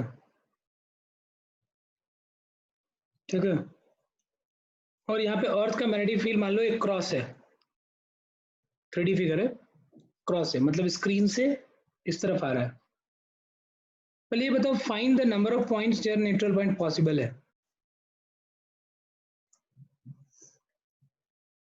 कितने से पॉइंट पॉसिबल है? ऊपर से। दूसरा चीज ए पार्ट, अगर इसमें करंट मान लो 5 एम्पियर है तो इस वायर से कितने डिस्टेंस पर आर पर we find the neutral point. Find the neutral point if earth का मैग्नेटिक फील्ड इज 10⁻⁵ टेस्ला। चलिए बताओ ऐसे कितने पॉइंट्स पॉसिबल है।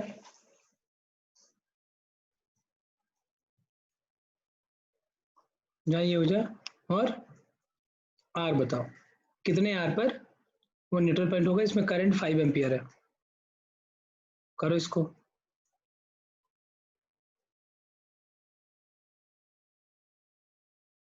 देखो तो इसकी वजह से जो मैग्नेटिक फील्ड यहाँ पे जनरेट होगा वो इधर देखा जाए तो इधर तो सारे प्लेसेस पे मैग्नेटिक फील्ड क्रॉस होगा, यहाँ पे डॉट होगा, और बाकी कहीं भी जगह पर जो मेरा मैग्नेटिक फील्ड है वो अर्थ का जो मैग्नेटिक फील्ड है उसके पैरेलल है ही नहीं, तो पॉसिबल ही नहीं है।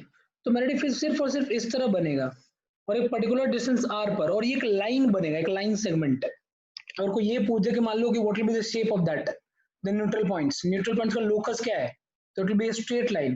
प्लेन होगा, स्ट्रेट लाइन होगा, it will be straight line, ये भी याद रखना, स्ट्रेट लाइन। अगर ये पूछे कैसे कितने डिफरेंट आर पॉसिबल है, कितने पॉसिबल है, तो एक वो लाइन मिलने वाला है अपने को, राइट, अपने को एक लाइन मिलने वाला है, इस तरफ मिलेगा, इसलिए कि क्रॉस और डॉट दोनों कैंसिल हो जाएंगे। अब वैल्यू निकालना न्यूट्रल पॉइंट का, तो अर्थ के मैग्नेटिक फील्ड के बराबर कर दो, 10⁻⁵ is equal to mu naught by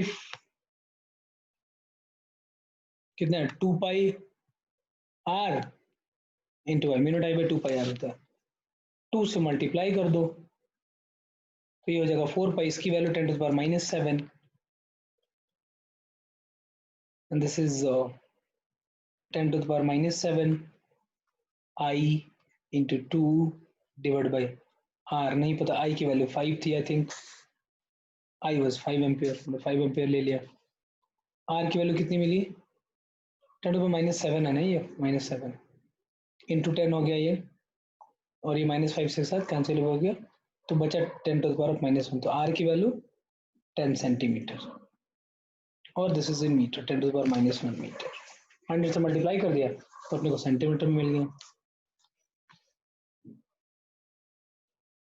ठीक है,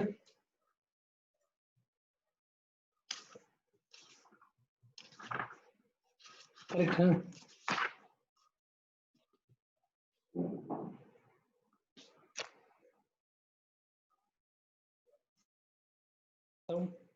इससे रिलेटेड आई होप कि ये वाला समझ में आ गया होगा।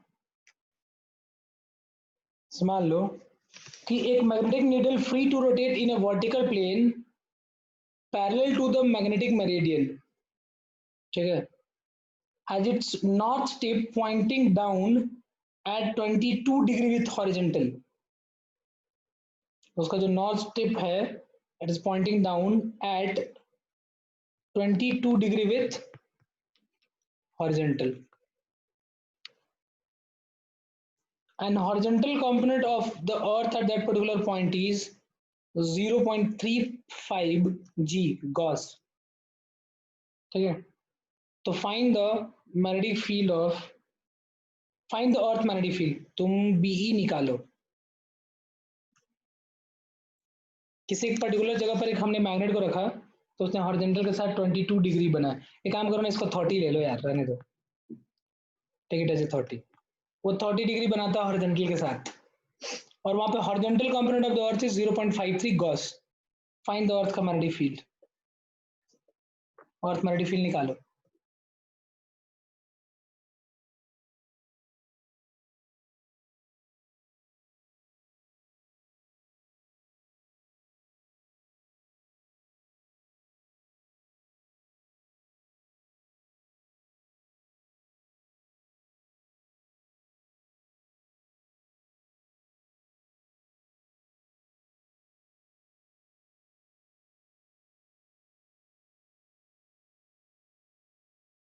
सर रिपीट कीजिए सर क्वेश्चन। एक अर्थ का मैग्नेटिक फील्ड, एक नीडल को हम लोग रखते हैं एक जगह पे, तो हॉरिजॉन्टल के साथ 30 डिग्री एंगल बनाता है, और वहां पे horizontal component of the earth magnetic field is 0.35 gauss. Then find the earth magnetic field, earth का मैग्नेटिक फील्ड निकालना है तुम।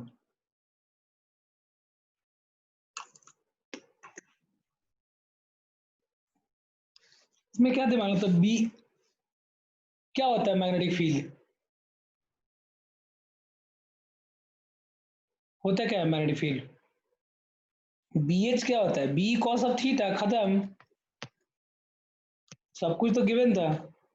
अगर इसमें मैं चाहता तो ये भी पूछ सकता था कि what is the vertical component, मैंने सिर्फ ये पूछा था। BH गिवन था 0.35, और बी नहीं पता, कॉस थीटा कितना, √3/2।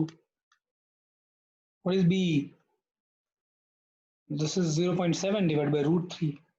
जो भी आए वही तुम्हारा गॉस में मैग्नेटिक फील्ड होगा, खत्म। सिंपल क्वेश्चन तो था ये। सर एक गॉस कितना टेस्ला होता है? गॉस यार मेरे को याद नहीं, उस दिन 10 to the power -4 होता है ना, हाँ सर। वही है।